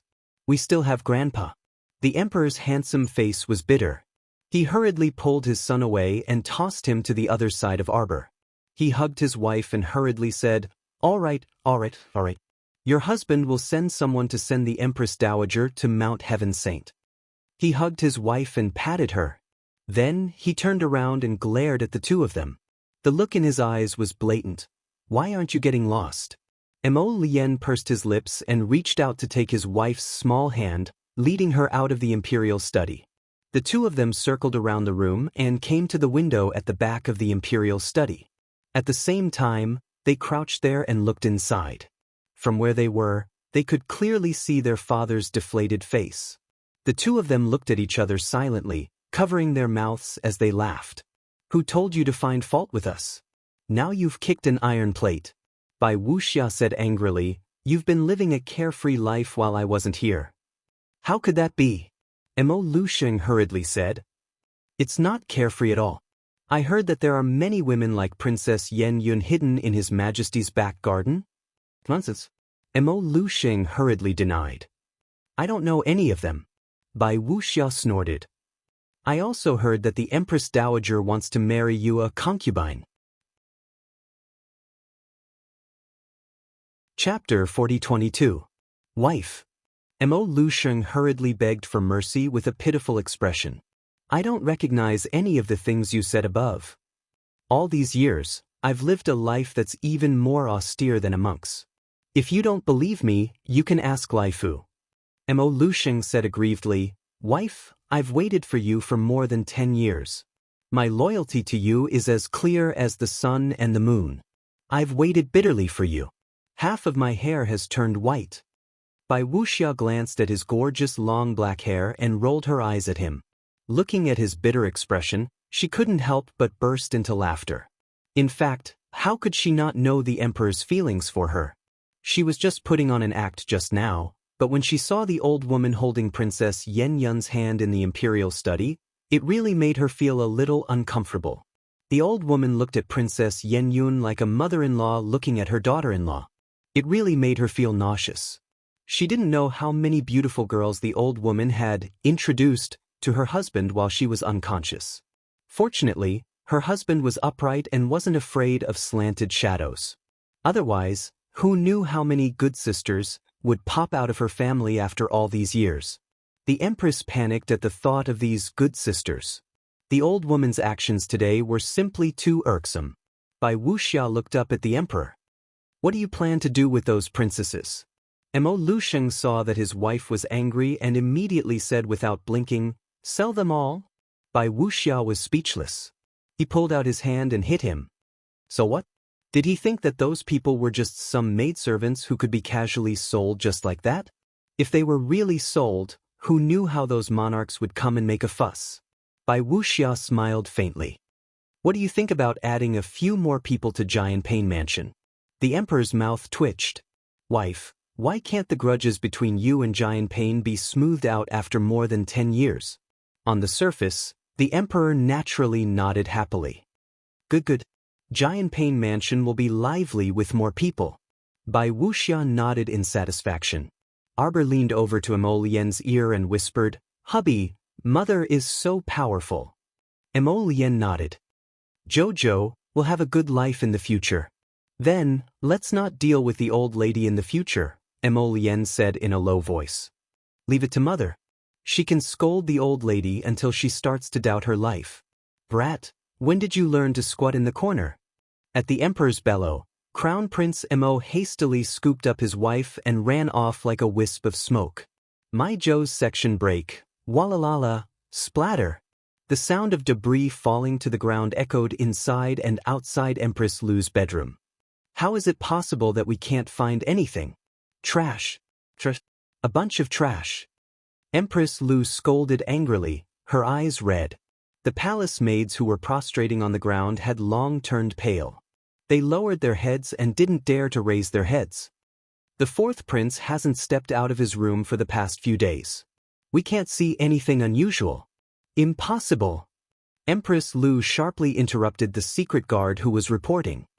Go and investigate again. We must find something that can be used against him. I will personally present it to His Majesty and let him see what his good son has done. Your Majesty, Your Majesty. The eunuch's sharp voice sounded. Something bad has happened. Something happened to the crown prince. Empress Lu's expression changed. Chapter 4023. That eunuch rolled in front of Empress Lu and cried, Your Majesty, please calm down. Your Majesty, please calm down. What exactly happened to the crown prince? Empress Lu was so concerned that she didn't notice the faint dark light that flashed through the old eunuch's eyes. The old eunuch lowered his head and said in a trembling voice, Your Majesty, this servant heard that His Highness the Crown Prince snuck out of the palace tonight and went to Huachu House. Empress Lu was stunned and then asked sternly, "Where is it?" "What Huachu Hall?" One could tell that it wasn't anything good from the sound of it. The old eunuch lowered his head and cried, It's a brothel." "What?" Empress Lu widened her eyes in horror. The crown prince went to visit a brothel, and now even the old eunuch beside her knew about it. What did that mean? It meant that the crown prince's matter couldn't be hidden anymore, okay? That wasn't the end of it. The old eunuch lowered his head and said in a low voice, "His Highness the Crown Prince got jealous over a woman and got into a fight with a patron of the brothel.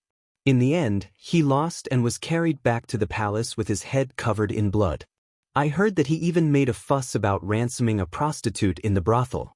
Now the whole court knows about it." Empress Lu's body went limp and she collapsed to the ground. That eunuch cried and crawled to the empress's side and said sorrowfully, "Your Majesty, take care of your body. Don't worry. Perhaps the source of this news is wrong." Empress Lu struggled to get up and screamed, "There must be a mistake. It must be a rumor spread by someone else. How could do that?" She knew her son very well. He was a very clean and honest person. All these years, Empress Lu had been looking for a suitable candidate for her son who could help him secure his position as the heir apparent. Her son's brain must have been caught by a door. Why would he go to that brothel and get jealous over a woman? It must be a rumor, a rumor, a rumor. Empress Lu was so angry that she clutched her chest and screamed, "It's Old Fourth. It must be that Old Fourth who did this. I want to see His Majesty. I want to see His Majesty. Look at that good son of his all day long, he's up to no good." When Empress Lu rushed to the door of the hall, she was immediately stopped by someone. "Empress, His Majesty has ordered you to be grounded for a month." A sharp light appeared in Empress Lu's eyes. "Get out of my way. I want to see His Majesty." "I'm sorry, Nyang Nyang. We are under His Majesty's order to guard Rinchuan Palace. Before His Majesty gives the order to lift the seal, Nyang Nyang cannot take half a step out of Rinchuan Palace." Empress Lu, With a shriek, she pulled her messy long hair and looked at the two guards at the palace gate as if she was looking at a dead person. She said word by word, "Both of you, just you wait." The old eunuch followed behind Empress Lu with his head down, a mocking smile on his lips. Her Highness really can't see the situation clearly. What was she waiting for? Her mother's family had already collapsed, and not a single member of her family was left. Did she think that she still had a chance to make a comeback? Hee, don't joke around. Empress Lu couldn't leave Rinchuan Palace. She could only pace back and forth in this huge palace. She had already smashed all the furnishings in the palace into smithereens. At this moment, the floor was full of debris, and several junior palace maids were lying on the ground cleaning up. Chapter 40-24. Empress Lu paced back and forth in the palace, and her eyes turned cold. What is Fourth Prince doing now? The old eunuch lowered his head and said in a low voice, "His Highness has been sent to Fengyang City by His Majesty to negotiate with the Shenzhou army." She had heard that the Shenzhou army stationed 1,000,000 soldiers in the border village of Fengyang City. Even if His Majesty was unwell, he shouldn't have sent Fourth Prince for such an important matter. The old eunuch lowered his eyes and said softly, "It is said that His Majesty originally wanted to send His Highness the Crown Prince to deal with this matter. But now His Highness made a big fuss because of a prostitute in the Huachu Club, and his reputation is really bad." Empress Lu covered her chest and looked like she was going to faint again. Impossible. How could her become like this for no reason? The old eunuch continued, "Besides, the commander of the Shenzhou army specifically asked His Highness the Fourth Prince to discuss this matter. For this reason, His Majesty has given His Highness the transfer of 700,000 fierce tiger soldiers to His Highness." Empress Lu widened her eyes in disbelief. "No, that's impossible. Impossible." The old eunuch lowered his eyes and sighed. "It is a foregone conclusion." Empress Lu smashed the things around her, and then she was stunned when her hand touched the air.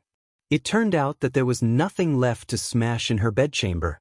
The old eunuch lowered his eyes and looked submissive, but secretly he curled his lips in sarcasm. What Empress of the Central Palace? She was like a lunatic. No wonder His Majesty disliked her more and more.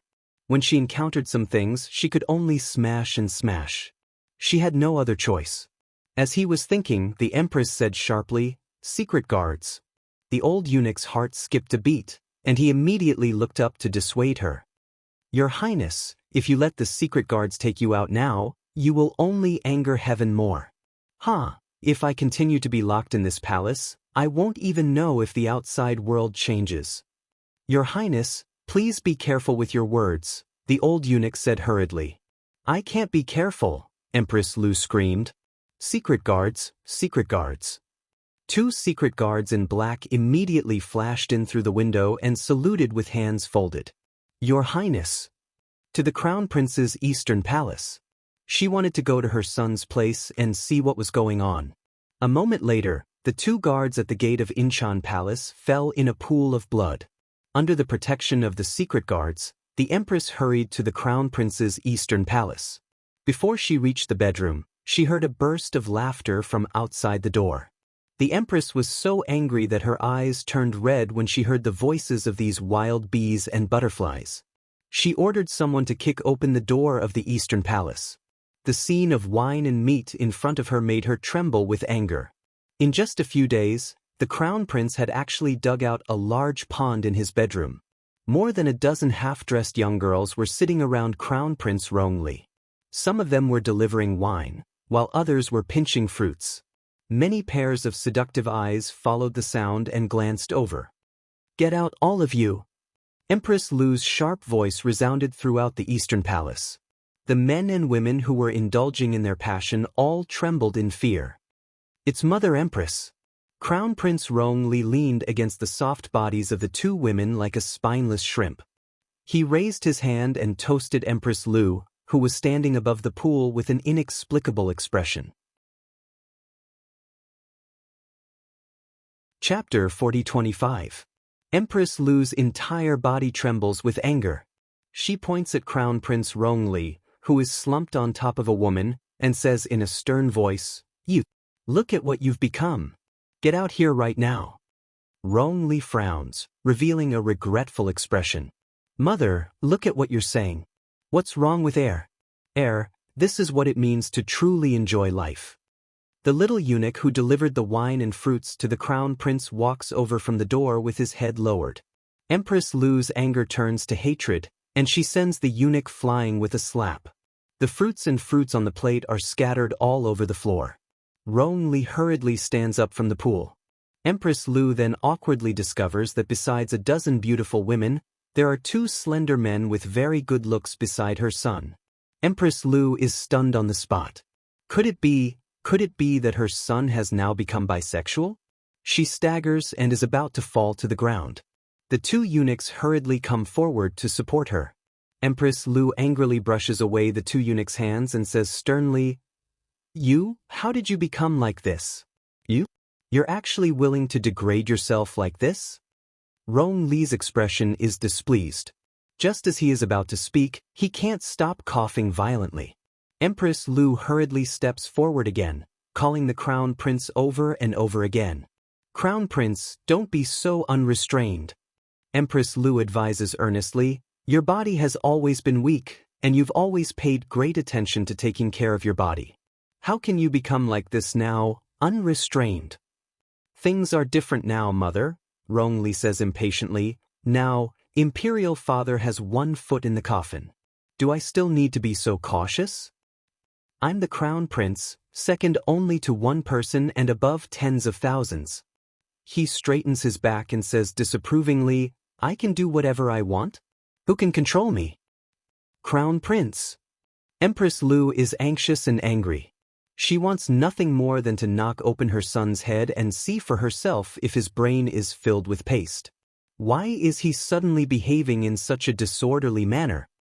Do you know how many people in the imperial court are impeaching you because of your unrestrained behavior? Who dares to impeach this Crown Prince? Rongli shouted angrily, "Mother, tell me, which old man is impeaching me behind my back? I'm going to kill these old slaves right now." "You!" Empress Lu was so angry at her son that her heart ached.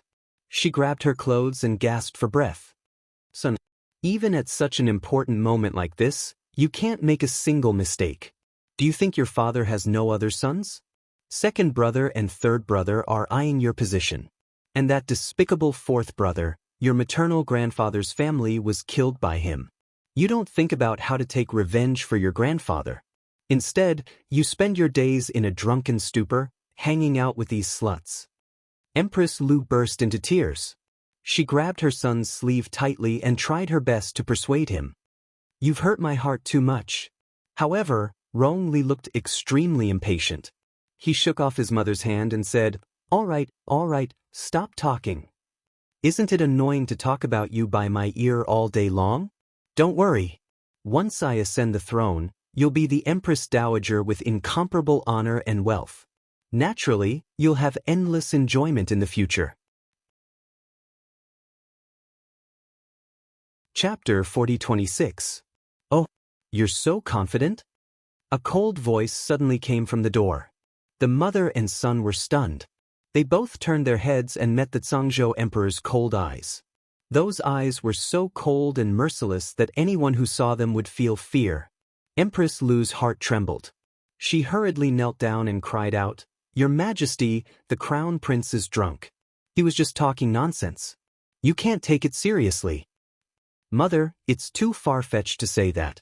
The second prince stood at the door and said with a smile, I think the Crown Prince's royal brother is very sober.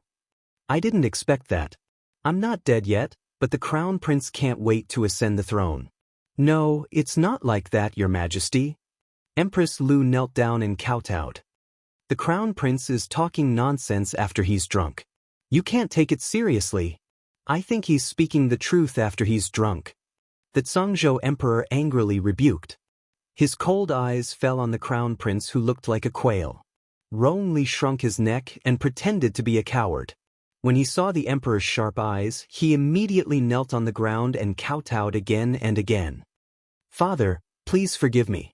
Father, please spare my life. I spoke nonsense after drinking. Please forgive me. Ah! The Zhangzhou Emperor sneered. His hesitant eyes swept over him. Then his eyes fell on the men and women in messy clothes kneeling and trembling on the ground. Rong-li, since you won't be the Crown Prince, then I'll make the decision and order you to be deposed. A trace of pride flashed in the second prince's eyes. His hard work was not in vain. As soon as he received the news that the Empress was kicked out of the palace, he led the Emperor to watch such a good show. This big brother has been too helpful recently.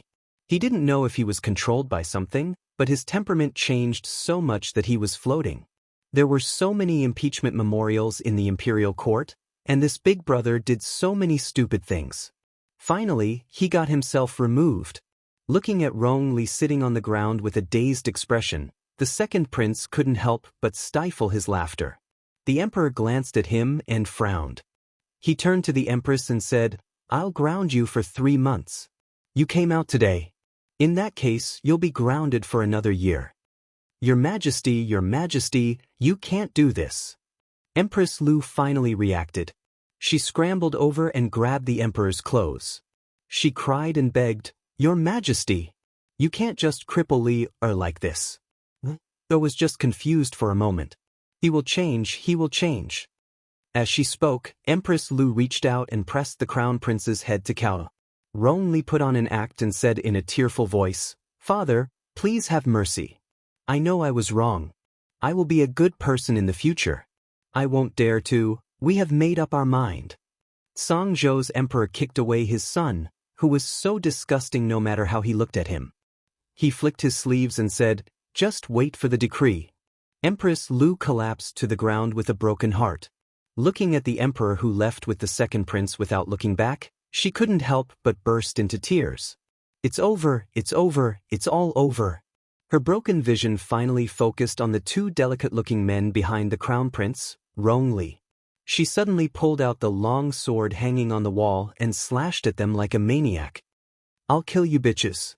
It's you're the ones who instigated my son to be bad. Your Highness the Crown Prince. The 2 handsome men sobbed and threw themselves into Rong-li's arms. Rong-li, Chapter 4027. Empress Lu's eyes were practically spitting out poisonous light. Holding the sword in her hand, she slashed at the two handsome men in a disorderly manner. The two men tightly clutched Rong Li's lapels and sobbed, "Your Highness the Crown Prince." Rong Li couldn't help but tremble all over. He hurriedly stood in front of the two men and shouted at the lunging Empress Lu, "Mother Empress! Don't mess around. The two of them are my lovers. They are people I wholeheartedly want to protect. You can't kill them. Mother Empress, if you dare to touch them, your son will accompany them to the Yellow Springs." The two handsome men, "Great Crown Prince, aren't you fucking acting a little too much?" Empress Lu raised the sword over her head and instantly froze on the spot. She stared blankly at Rong Li for a moment.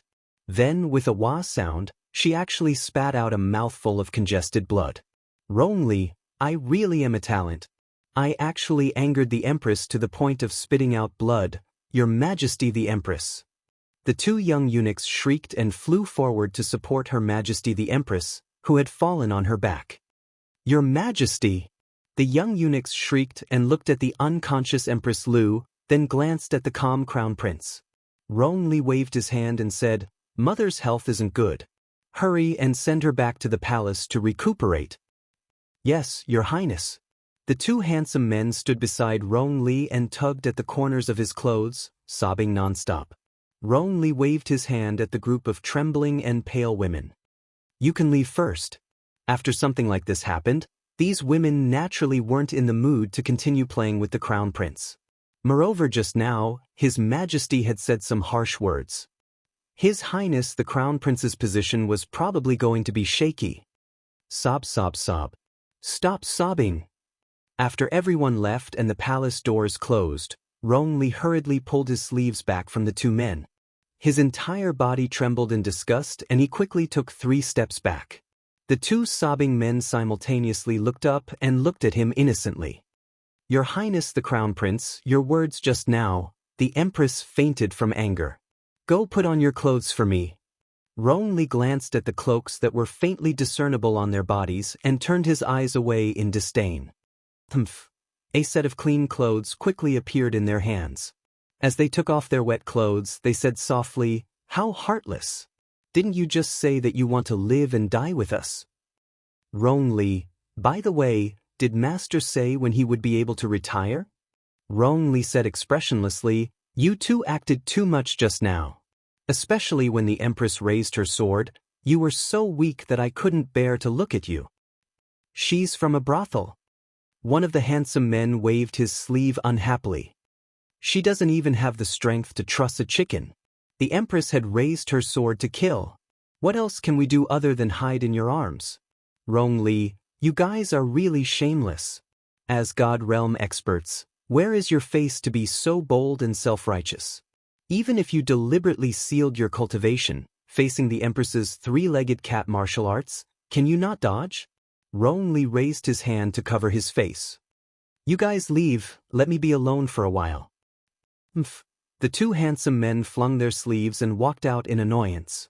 "I don't even want to talk to you. You're the one who acted too fake. I think that the Emperor has most likely seen through your true identity." Chapter 4028. Rong Li shook his head exasperatedly and poured himself a cup of tea. Actually, it was normal for the Emperor to be suspicious of him. Which normal person would have such a drastic change in temperament in such a short period of time? He touched his face and chuckled absent-mindedly. But so what if the Emperor was suspicious of him? How could the Empress be able to figure out something that even the Emperor couldn't find out? She would probably be able to reel in the net very soon. Fengyang City, inside the command tent. Duan Yu propped up his forehead with one hand, and his gaze landed on his finger. There, a silver interspatial ring was faintly discernible and flickering. Shadow strode over and opened the tent flap with one hand. He bowed as he entered and presented a message talisman with both hands. Duan Yu took it and looked at it for a while before tossing it back to Shadow. He nodded and said, "Wu Yi and the others have already taken care of it." It seemed that the insufferably arrogant Her Majesty the Empress had already tasted the bitter fruit. However, This was nothing compared to the pain he had suffered. It was far from enough. Your Highness, when are we going back? A black line involuntarily appeared on Shadow's forehead. They had been here for 2 to 3 days, and every day, they would see that Deputy Commander-in-Chief of the Divine Prefecture Army, young General Xie, drop by their place when he had nothing to do. He would often look for His Highness to drink tea and chat. He didn't even know what he was doing here. Everyone would come and go as they pleased. Xie Tianwei, who was currently being nagged by Shadow, landed upside down from the small window outside the tent. He patted the dust off his body and grumbled, "Say, can you stop setting up traps outside all the time? I've already fallen into a trap 3 times. Can't you change it to something new?" Duan Yu remained silent as he swept a glance at that guy. Shadow's mouth twitched, and he walked out with the jade message talisman. Don't think he didn't see that although His Highness was looking at that young Sir Xie with disdain, there were still 2 cups of tea on the table. Xie Tianwei casually flitted over and sat in front of Duan Yu. He scooped up a cup of tea and gulped it down like a cow drinking water. Another cup. He put down the teacup and smiled at Duan Xiaoxi. "Your Highness, when do you think we can go home?" "In 2 days. Duan Yu leisurely poured him a cup of tea. "Is it because the army doesn't have enough provisions? There's a bandit stronghold nearby. We can rob it together tomorrow. It can be considered as contributing to the local people," Duan Yu said nonchalantly. Xie Lauer almost spat out the tea in his mouth. He looked speechlessly at the other person's serious face and thought to himself, "No wonder this guy can become friends with our family's highness. He really has a black heart. We don't lack provisions." He really didn't lack provisions. Before he came, the Crown Prince had given him a storage talisman in private. The provisions inside were enough to last him half a year, let alone half a month. Duan Yu seemed to have thought of something, and his icy expression also eased a bit. He nodded and said, "Jojo won't let you all starve. Tomorrow, all of you will retreat 10 li, understood?" Xiaodanwei poured a cup of tea and asked with sparkling eyes, "Your Highness, the tea here is especially delicious. How about you give me some tea leaves?" Duan Yu expressionlessly refused. Xie Tianwei surreptitiously reached out and tugged at Duan Yu's sleeve. Chapter 4029.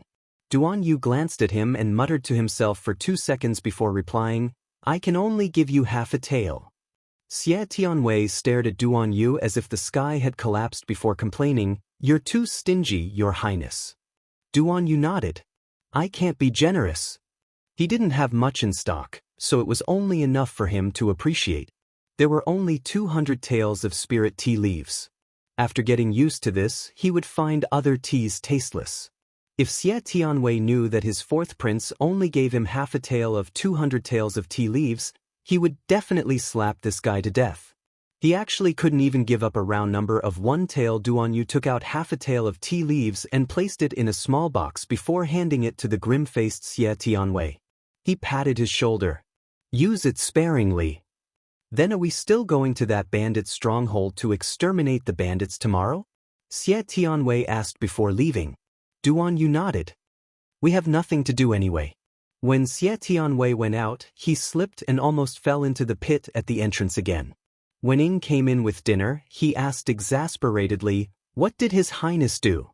Young Master Xie looks like he has nothing left to live for." Duan Yu picked up his chopsticks and swiped at the noodles in the bowl before bringing it to his lips to take a bite. He pondered pensively before replying, "He probably thinks I'm a bit stingy." Ying. The next day, all the courtiers in Sangzhou received news that the Divine Prefecture Army had retreated 5 kilometers away. They all beamed with joy as they spoke to His Majesty, praising His Highness the 4th Prince for his ability. Look, he had only been there for 3 days and had already reached an agreement with the Divine Prefecture Army. They were already retreating. Who else would be able to handle this matter so beautifully? Sure enough, their Sangzhou's 4th Prince was the most capable. At morning court that day, the left Prime Minister and his entourage, led by Wu Yong, all submitted memorials requesting that His Highness the 4th Prince be the Crown Prince. It had only been less than 15 minutes since the emperor issued the edict to depose Crown Prince Rongli. Your Highness, Ming Province has sent an envoy and is requesting an audience with Your Highness outside the barracks, a young general of the Fierce Tiger Battalion reported outside the tent. At this time, Duan Yu and Xie Tianwei were discussing how to quickly and accurately deal with that group of people when they went to the bandit stronghold at night. When he heard the report, he couldn't help but be slightly stunned. Xie Tianwei glanced meaningfully at Duan Yu before quietly saying, "It looks like the visitor doesn't have good intentions." Duan Yu sent him a look, indicating for him to enter the inner room. This tent was different from other places. The outer room was used to discuss military matters. Inside, there was a slightly smaller bedroom. Soon, the underworld continent's emissary was led in. He strode in with his head held high and his chin raised.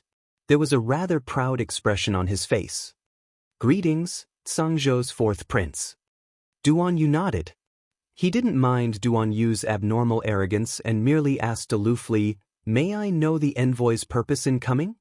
The Ming province envoy was evidently very dissatisfied with Duan Yu's aloof attitude. He raised his chin and declared loudly, "This envoy is acting on the orders of our Ming province's crown prince to specially come to contact His Highness Prince Qin. The crown prince of Mingzhou intends to join forces with Prince Qin to make a grand plan. Ming province can dispatch 300,000 soldiers to help His Highness Prince Qin completely take over all the territory within 50 kilometers of Fengyang City." Duan Yu curled his lips and looked quite interested. He stared at that envoy and said, "Since the crown prince of Mingzhou is in such a good mood, why didn't he come to discuss it personally?" Chapter 40-30. The envoy's face immediately darkened, and he retorted haughtily, "How is that possible? Why would His Highness the Crown Prince personally come over for such a trivial matter? Are you an idiot?" The soldiers standing on both sides of the large tent all hung their heads, concealing the sympathy in their eyes for the envoy. The grass on the grave of that veteran general who dared to act like a boss in front of His Highness last time and shout loudly was probably about 3 meters tall. Duan Yu nodded.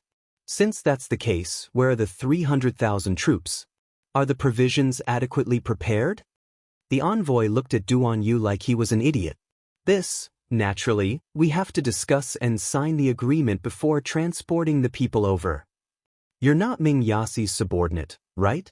Duan Yu looked at the envoy and asked with a grin. "Let me guess. Ming Yassi shouldn't be that stupid. You're Ming province's emperor's subordinate, right, Sir Envoy?" A thin trace of anger slid across the envoy's face. "Why do you care who I am? In short, what are you still standing there for? There's actually an idiot who can negotiate with this prince in this world." Duan Yu waved his hand indifferently. "Drag him out and behead him. Remember to keep the corpse intact and send it to Ming province's emperor." "Yes." The envoy's face instantly turned green and white. Even as he was dragged out, he still refused to give up and shouted repeatedly, You actually dare to kill me? Prince Qin. Even if the two countries are at war, you can't kill an envoy, right? Furthermore, Ming province and Song province weren't freaking at war. What kind of fat fourth was this? Please, can you follow the routine? Xie Tianwei chuckled as he walked out of the inner room. He glanced at Duan Yu and said, Your Highness the fourth prince killed an envoy just like that. Aren't you worried that Ming province's emperor will really send troops to surround you in a fit of rage? Duan Yu shook his head. He doesn't have the guts. Within Fengyang City, the Divine Prefecture's army was stationed with 1 million soldiers and Song province's army was 700,000 soldiers. If Ming province was willing to mess things up, then come. At most, I'll beat you to death and make it a one-way trip. Xie Tianwei chuckled and waved his hand. Then see you tonight, Your Highness Prince Qin. Then he left the tent with his servant. Your Highness, this Xie Tianwei doesn't seem simple. Duan Yu absent-mindedly sat back down at the table and smoothed out the xian paper on the table. Which of the people around Emo Lien are simple? Why do you think he comes here all the time? He'll know the moment there's a commotion in the underworld province, Duan Yu said aloofly. As soon as that emissary left the underworld region, he would definitely be targeted by Xie Er's people. He's been waiting to see His Highness' attitude? Ing asked in surprise. Duan Yu nodded expressionlessly. Mo Lien, that fool, trusted him, but that didn't mean that all of his confidants trusted him. So now you believe in His Highness? Ing felt that these people's minds were twisted and turned, and it was really hard to understand. Duan Yu set down his brush and smiled faintly. He sighed and said, "How could it be that easy? Let's wait and see." These people would eventually find out about his relationship with Emolian, so there was no hurry. Woof! The three puppies happily scuttled around Arbor's feet and followed her all the way to Changle Avenue. Today was a rare day of leisure, so she planned to go out for a stroll with her husband. Just as they reached the plaza, the three puppies suddenly started barking madly. They jumped in front of a notice board and tore at something with all their might. Chapter 4031. What are they doing? A few passers-by curiously pointed at the three puppies hanging on the signboard, whispering and pointing at them as they watched. He saw the three little fellows pulling at the notice board, tearing the paper on it, and continuously letting out low growls from their mouths. "What are you doing?" Arbor speechlessly walked forward and glanced at the notice board, raising her eyebrows slightly. Needless to say, the notice for the blue-eyed three-headed dog had already spread from Jiawei City to the imperial capital's Longyan City. What was posted on the notice board was an extremely mighty and domineering ferocious beast drawn on it.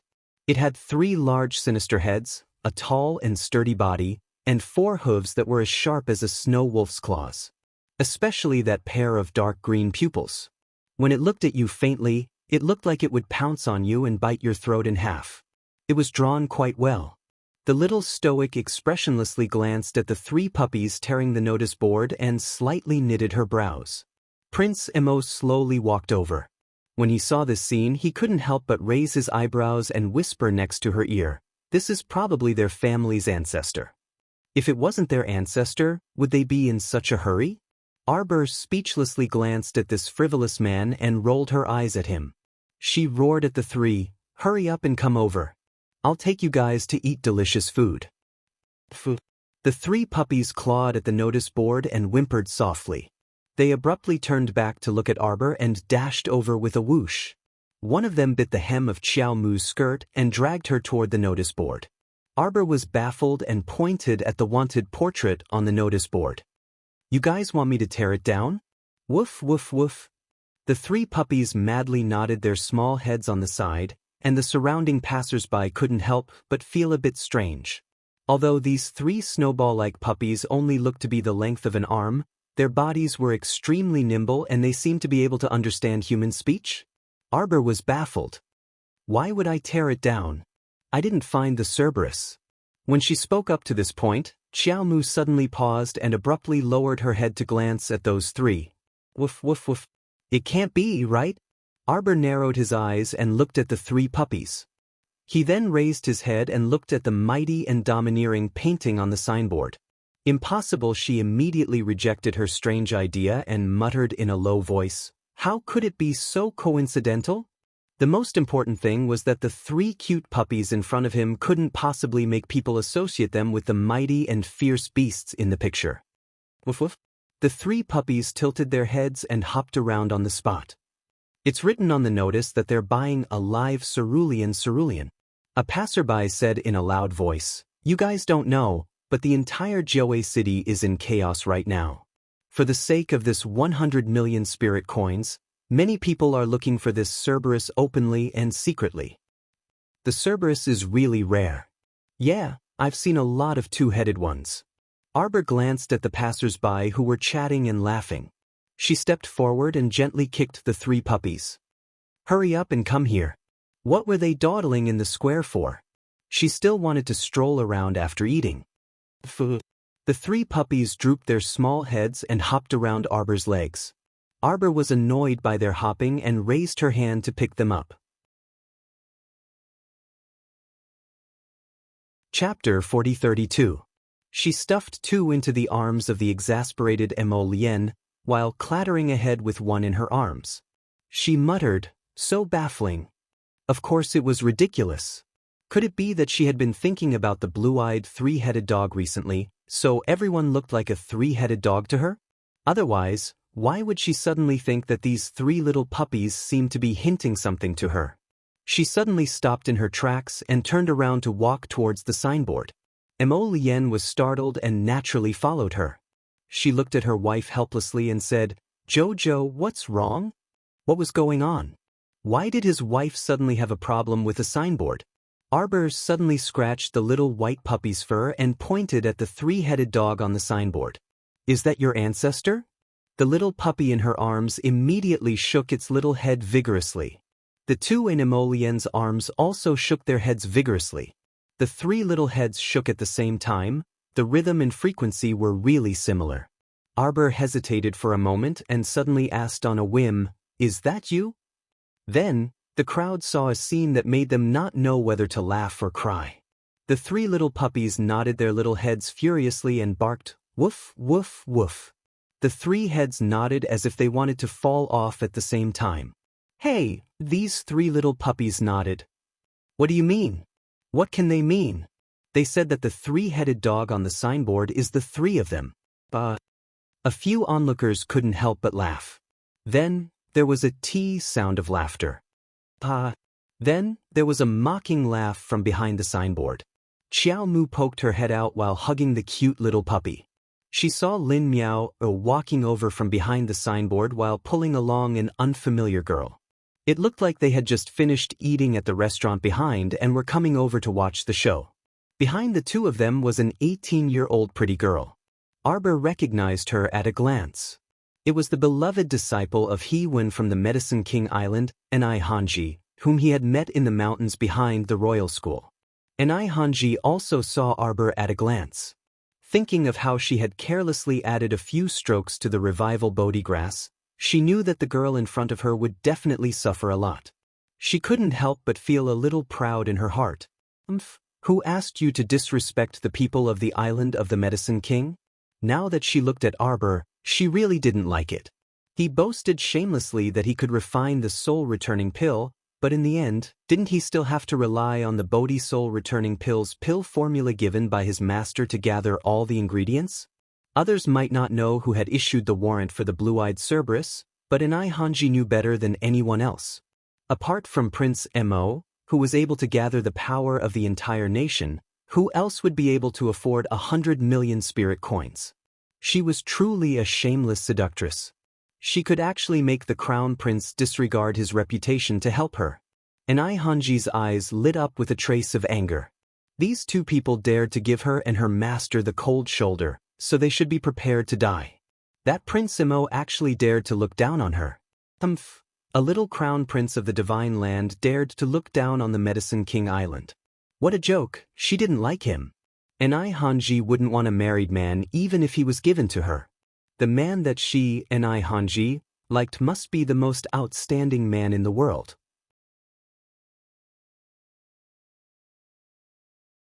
Chapter 4033. Oh, what am I seeing? Lin Miao laughed so hard that tears were about to fall out. What a joke! Lin Miao pretended to wipe away the non-existent tears at the corners of her eyes. Look, Miss Chiao is talking to three little grass dogs?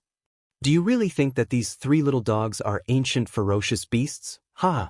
When Lin Miao laughed like this, the surrounding onlookers also wanted to laugh. However, they restrained themselves, especially when they saw the little stoic's expressionless face.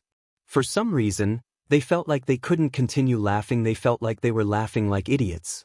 The girl with icy skin and snow-white bones in front of them had a stoic face and didn't give them any response at all for a long time. Arbor raised her hand to stroke the little puppy's fur. Meanwhile, the little puppy in her arms bared its teeth at Lin Miao and made a lunging posture. Lin Miao harumphed coldly and glanced disapprovingly at the three little puppies. She mocked, "Miss Chiao, can't be that you really believe these three little mongrel dogs, right? They think that because there are three heads drawn on the painting, they're the three of them?" At this point, Lin Miao started jeering loudly and wantonly again. That's really too funny. They're three-headed dogs, not three dogs. The surrounding onlookers couldn't help but want to laugh again, but they glanced at the still expressionless Sir Jojo. They couldn't laugh again for some reason. Mo Lien knitted her brows and walked up to pull her wifey over. Just as she was about to speak, Arbor pulled her hand to stop her. Jojo's Lotus was simply lowering her status by talking to them. The best way was to let these women perform a one-man show on their own. She couldn't be bothered to pay attention to them. She was standing here talking to her little puppies. Why did she need these irrelevant people to express their opinions? She was simply crazy. Arbor raised her hand, and the painting that had been ripped apart by the three little puppies floated into her hand. Arbor scratched the puppy's head and asked again with a serious face, "Was it you?" Woof woof woof. The three puppies nodded their heads in unison, with an expression that said, "Yes, yes, yes, please praise me." Mo Lien glanced at his wife in amusement and held her little hand. Is it true? If these three puppies were really the Cerberus, then it would be a huge joke. Husband, don't forget to pay me 100 million spirit coins. Mo Lien, wife, my spirit coins are all yours. Arbor thought about it and agreed. He glanced at him regretfully and said, "It's rare that I want to give away a wave of wealth, but I can't." Mo Lien couldn't help but nod.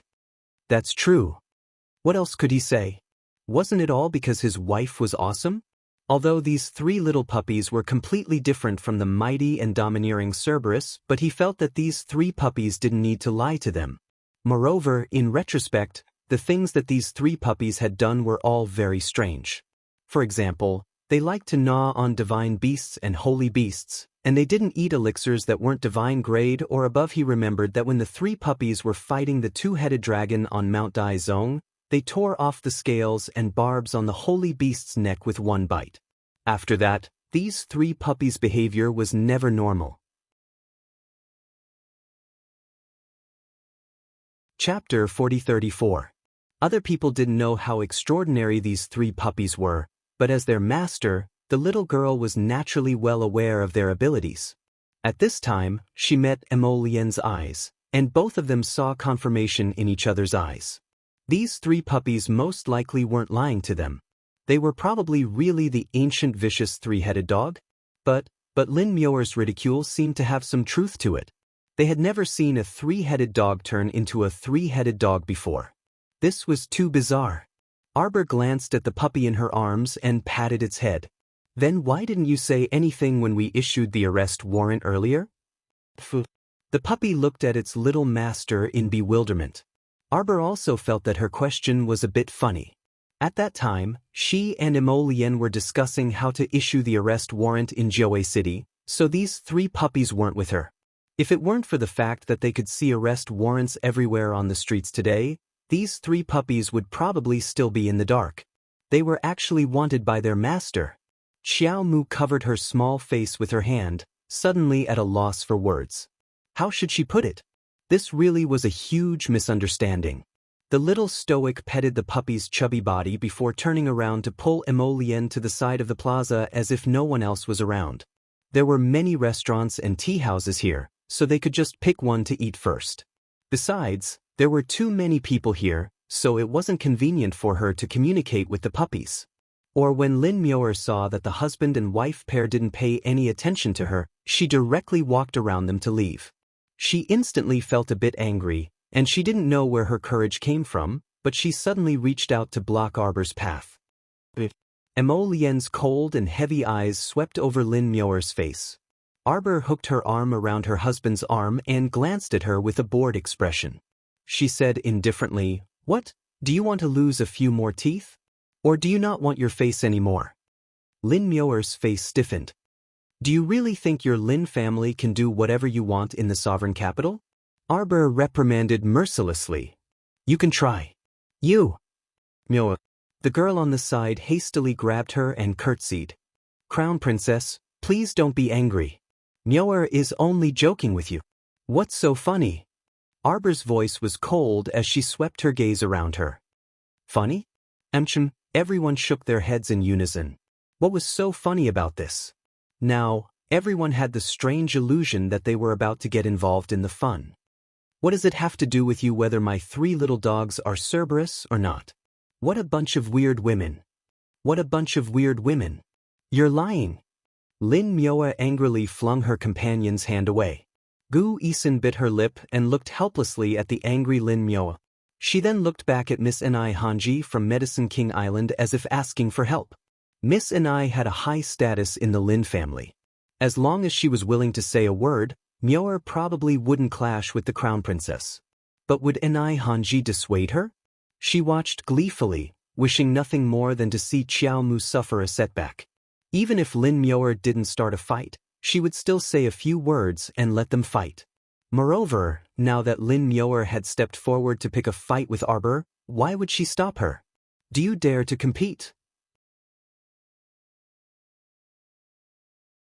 Chapter 40-35. Compete? Arbor stared strangely at the woman in front of him. Hadn't this woman received enough of a lesson? Did she want to seek her own suffering again? The little stoic was disinterested and was about to flatly refuse this person's request. Suddenly, Lin Myoa raised her hand. Bang!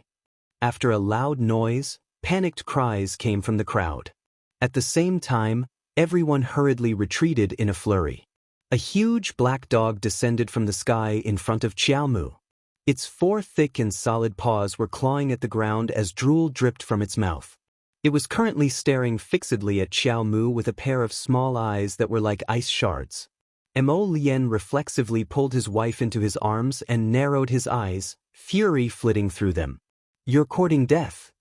His tone was abnormally icy, and when he stared at Lin Myoa, the latter unexpectedly shuddered. When Enai Hanji saw this, she stepped forward and stood next to Lin Myoa with a grin. What does Your Highness the Crown Prince mean? Miss Lin merely wants to follow the Crown Princess's 3-headed dogs. She sneered and disdainfully swept her gaze over the 3 small dogs. She continued, It's just a competition. How is this enough to anger the Crown Princess? Could it be that you don't dare to compete? Yo yo yo. It's so lively. And Wushuang's voice came from afar. Arbor turned around and sure enough, he saw a fiery red figure squeezing through the crowd and running over like a wisp of smoke. Oh my, such a big dog. Who are you trying to scare here?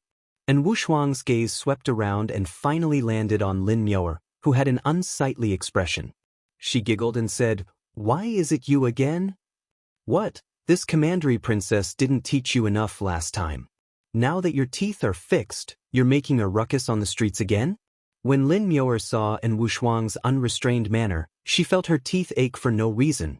She herself didn't realize that she had involuntarily taken 2 steps back. He stared at En Wushuang warily and sneered, Don't slander me. Who is causing trouble on the streets? Lin Myoa said loudly. I just came to. She took a deep breath and looked at Arbor angrily. How about it? Do you dare to compete with me? Didn't you say that these 3 puppies are Cerberus? Why don't we let them compete? Right and wrong, we will know once we compare them. Meow. Gu Isun tugged at her sleeve. She wanted to advise her not to cause any more trouble. However, how could Lin Myoa listen to her? She flung her hand away. In addition, the troublemaker Enai Hanji chuckled. Could it be that the crown princess is afraid of losing? Are you weak now? Lin Myoa became even more excited. Today, she was going to expose this woman's lies. Qiao Mu rolled her eyes and glanced at Lin Myoa in utter boredom. The 3 puppies beside her could even bite a holy beast to death. It didn't matter if they were Cerberus or not, this was the truth. The giant black dog that Lin Myoa summoned was just a spiritual beast. It wasn't even at the level of a divine beast. How could it run up to its death? It was either crazy or stupid. Where are the crown princess guards? Prince Mo couldn't help but laugh. Several figures suddenly appeared beside Arbor. Arbor pointed impatiently. So long-winded. Throw them into the capital's prison and lock them up for 3 to 5 days. Chapter 40-36.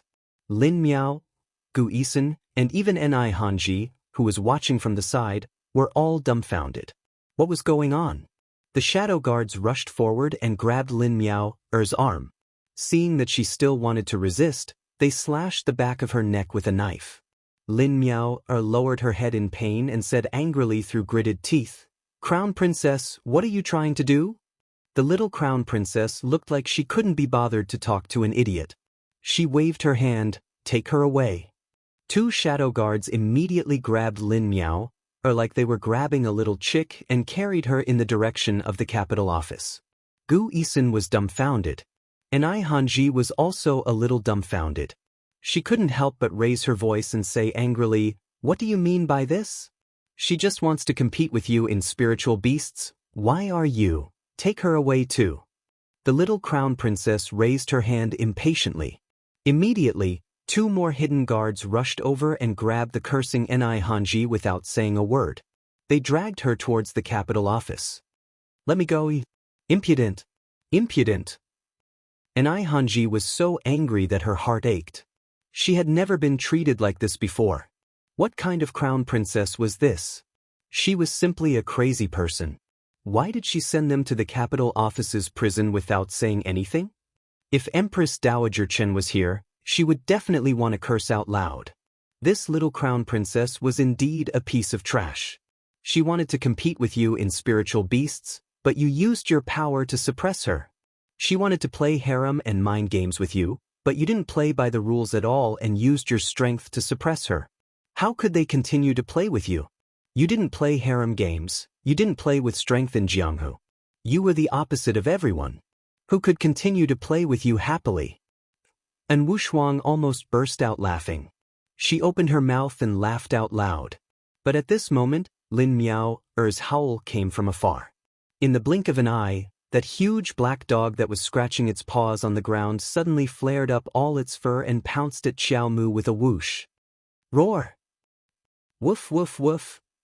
The three little white dogs' fur bristled as they leaped out. Bush, bush, bush. They pounced on the large black dog like three bolts of lightning. One of them bit its back, the other its chest, and the last one pounced on its throat and bit it right in the face. After a few tearing sounds, the giant dog let out a miserable howl. 3 pieces of flesh were torn off by the cute little puppy, and blood immediately gushed out like a fountain. And Wu Shuang was completely stunned. She rubbed her eyes. The silent crowd suddenly burst into a burst of panicked screams.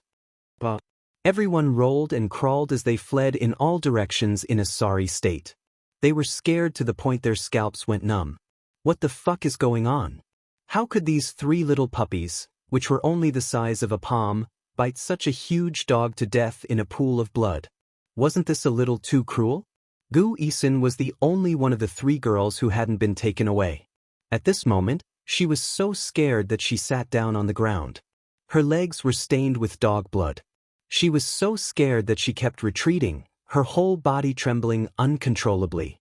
This was too frightening, too frightening. The 3 adorable little puppies had actually been able to unleash such power all of a sudden. No one had expected this, and no one was mentally prepared. So they all went home with vomiting expressions and had nightmares.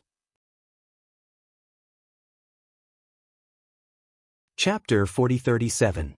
In the blue and white restaurant, the little crown princess was stroking the fur of the 3 puppies beside her. And Wu Shuang laughed with a wine glass in her hand.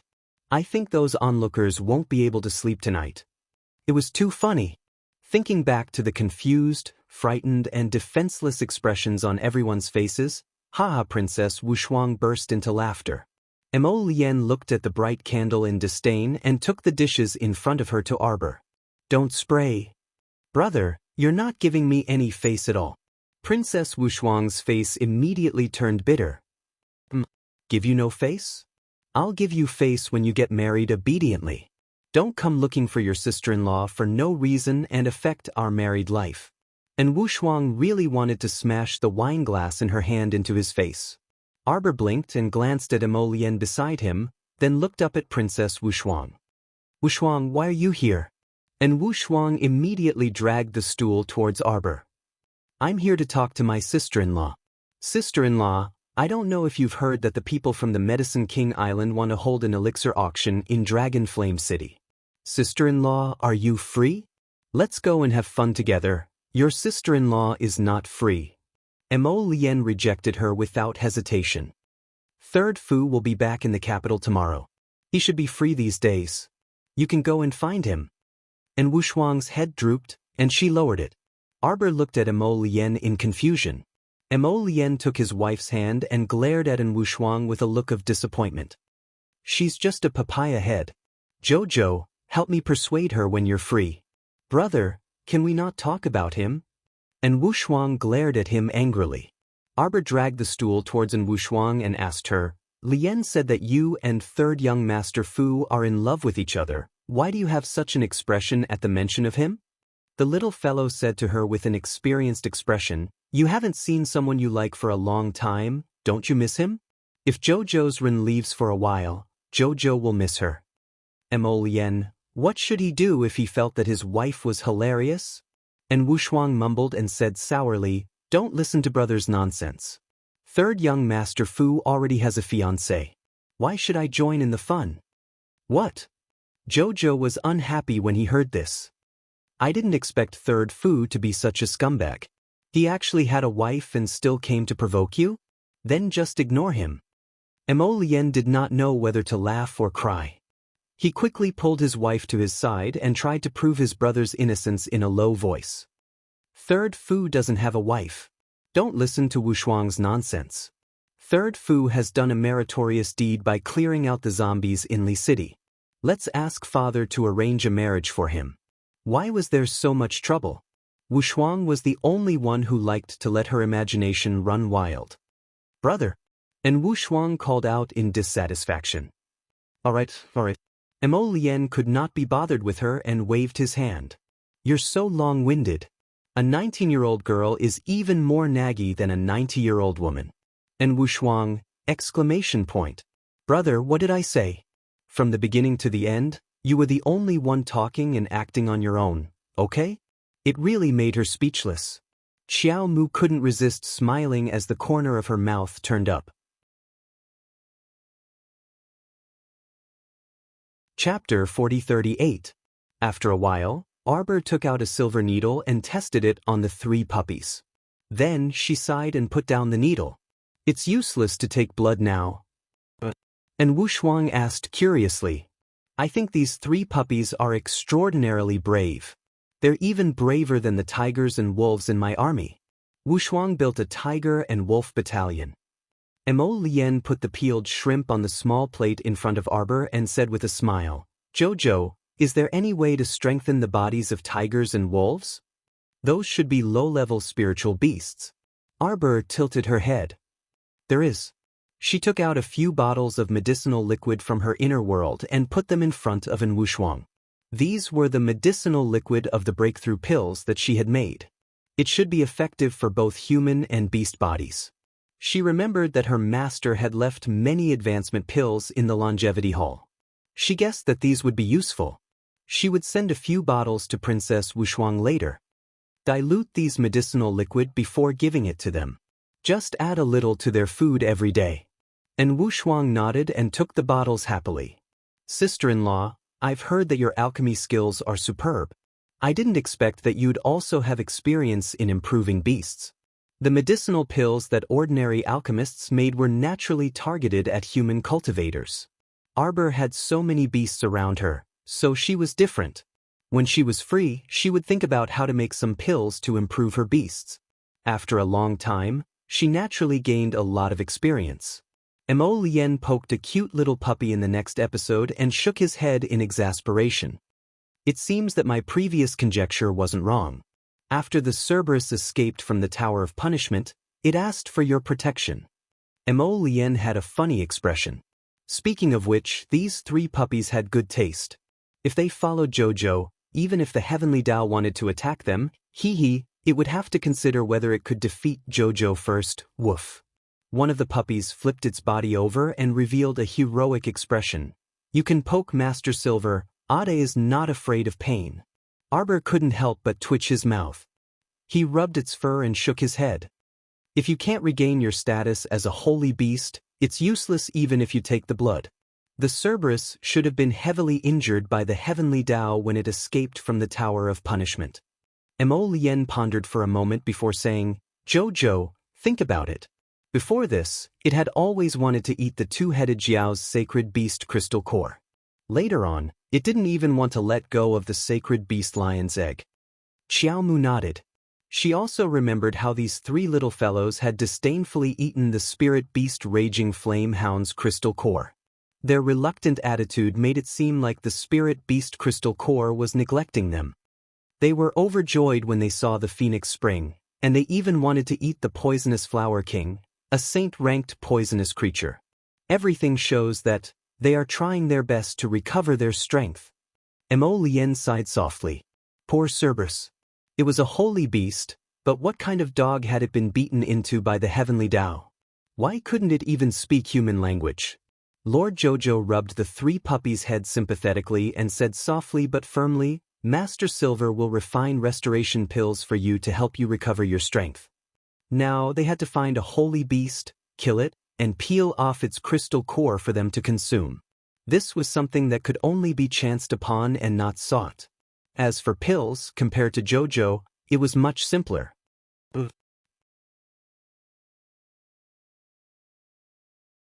Chapter 4039. The three puppies felt a sense of bliss that they had never felt before. Master finally understood them completely. Master, you're finally enlightened. Oh, well, it's not that we want to snatch delicious food, it's that we really want to recover our strength. We really want to give Master a kiss. However, looking at the great crown prince, who was sitting on the side and glancing at them out of the corner of his eye from time to time, the three puppies very conscientiously didn't act rashly. Who the hell knew what would happen to them if they kissed Master? Sir Jojo had a solemn and earnest expression as he patted the three puppies' heads. It's been hard on you. Don't worry, with me here, you'll definitely recover as good as new. Moreover, heavenly law can forget about finding trouble with you in the future. Master is mighty, and Wushuang. She suddenly felt that her sister-in-law was so awesome. How did heavenly law get involved? Downstairs, after the large dog's corpse was cleaned up by the city guards, the pedestrians on the streets gradually started to move more densely. After the trio finished eating, they left the room and walked downstairs. Arbor suddenly turned around and tugged at her husband's sleeve. She pointed at a stall opposite the door. Husband, there's someone selling white sugar cakes over there. I want to eat them. Mo Lien looked in the direction she pointed and nodded. Wait for me in the carriage first. I'll buy them and bring them over. Arbor nodded. Seeing that the white sugar cake stall was doing well and that there were several people lining up in front of the stall, she thought that the taste should be pretty good, so she could buy a few more pieces and leave them for the snack vendor Lin. Mo Lien left with quick steps with a smile. When Arbor turned around, she saw Princess Wushuang clutching her chest with a pitiful expression that said, Why are you abusing dogs? The little stoic lifted her hand to rub Wushuang's head and said earnestly, Younger sister, after you get married in the future, you'll also be as good as us when you meet a considerate husband. And Wushuang's feet almost slipped, and her head almost hit the door frame.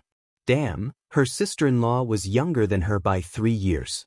Looking at her senior-like expression, it really didn't match her stoic face. The eldest sister-in-law was like a mother. The eldest sister-in-law was like a mother. The eldest sister-in-law was like a mother. Princess Wushuang repeated it 3 times in her heart and adjusted her expression. The two of them chatted as they walked out. As soon as they reached the door, they came face to face with a woman who was surrounded by a myriad of stars. That young lady was protected by 3 maidservants. When she caught sight of Princess Wushuang and the little stoic, she was slightly taken aback.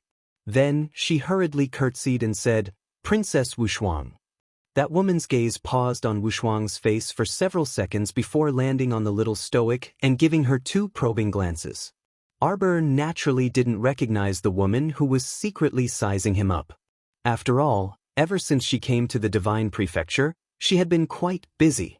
She had been running between the academy and the capital, and sometimes she would go out to train for long periods of time.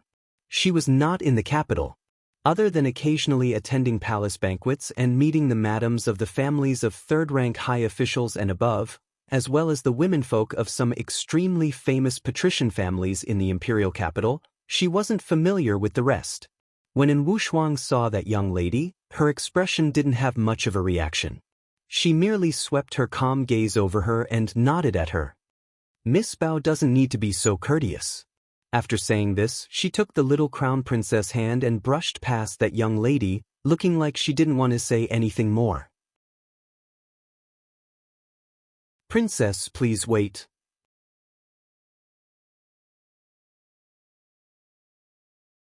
Chapter 40.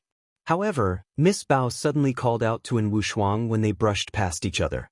Arbor and Wushuang turned to look at her at the same time. Princess Wushuang said indifferently, "Is there anything else, Miss Bao?" Miss Bao was about 18 or 19 years old. She looked very sweet and pleasant, and her smile was graceful and delicate. She looked very gentle and demure. Miss Bao was also dressed in red, but her style was different from Princess Wushuang's. Wushuang's gaze was more resolute than that of ordinary girls. She looked valiant, and with her fiery red makeup, one could tell that she had the demeanor of a general. However, Miss Bao's red dress made her look graceful and alluring. The red dress made her soft and beautiful face look even more radiant and enchanting. Xiao Mu creased her brows. She didn't notice it earlier, but after taking a closer look, she couldn't help but feel baffled. This Miss Bao in front of her actually wore the same outfit as Commandery Princess Wushuang. This really was awkward. "Do you have time, Princess? Can we have a chat in the wing room?" Princess Wushuang rejected her without hesitation. "I don't have time." Miss Bao's expression froze, but she seemed to be used to Princess Wushuang's tone. She smiled sweetly and said, "I won't take up too much of your time. I just want to say a few words." Princess Wushuang's face was full of impatience. Miss Bao hurriedly added, "Yes, it's about my husband." Princess Wushuang's expression changed slightly. Arbor, who was standing at the side, sized Miss Bao up in confusion. "I see that you are dressed as an unmarried girl. How can you have a husband?" Miss Bao's face flushed slightly. She rubbed the handkerchief in her hand and said in a low voice, "I've embarrassed myself in front of this young madam." Princess Wushuang frowned as if she could not bear to hear Miss Bao's nonsensical address. She said lightly, "This is the crown princess. Why aren't you coming forward to greet her?" Miss Bao was shocked, but she did not show it on her face. She hurriedly stepped forward and bowed. "I am Bao Zuiping. Greetings to the crown princess." The little crown princess was getting impatient. "Get up. Don't block the way." Bao Zuiping's face stiffened. She was standing at the entrance of the restaurant. With 3 maidservants, she blocked the entrance and exit of the restaurant. Arbor and the others couldn't get out. There were also 2 or 3 madams and young misses who were watching the fun outside, but they couldn't get in either. The 3 maidservants behind Bao Zuiping hurriedly took 2 steps back. Bao Zuiping's expression was rather awkward as she dodged to the side and said softly, "Your Highness, Zuiping only wants to say a few words about my husband. Actually, it won't take up too much of your time." "I know what you want to say." And Wushuang waved her hand impatiently and interrupted her. "Don't worry. I and Wushuang have my own pride." Zuiping didn't mean it that way. "Please don't be angry, Your Highness." Bao Zuiping quickly lowered her head with tears in her eyes. Her pitiful appearance as if she was being bullied instantly attracted the attention of many people in the hall. And Wushuang was infuriated. This Miss Bao was most likely crazy. She had the nerve to stand here and let everyone in the hall gossip about her. And Wushuang even felt embarrassed for her. The little crown princess looked speechlessly at that girl. She shook her head and sighed. "Stop pretending. I'm about to throw up the food I just ate."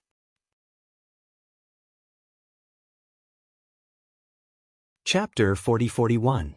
And Wushuang was taken aback, and she turned to look at her sister-in-law.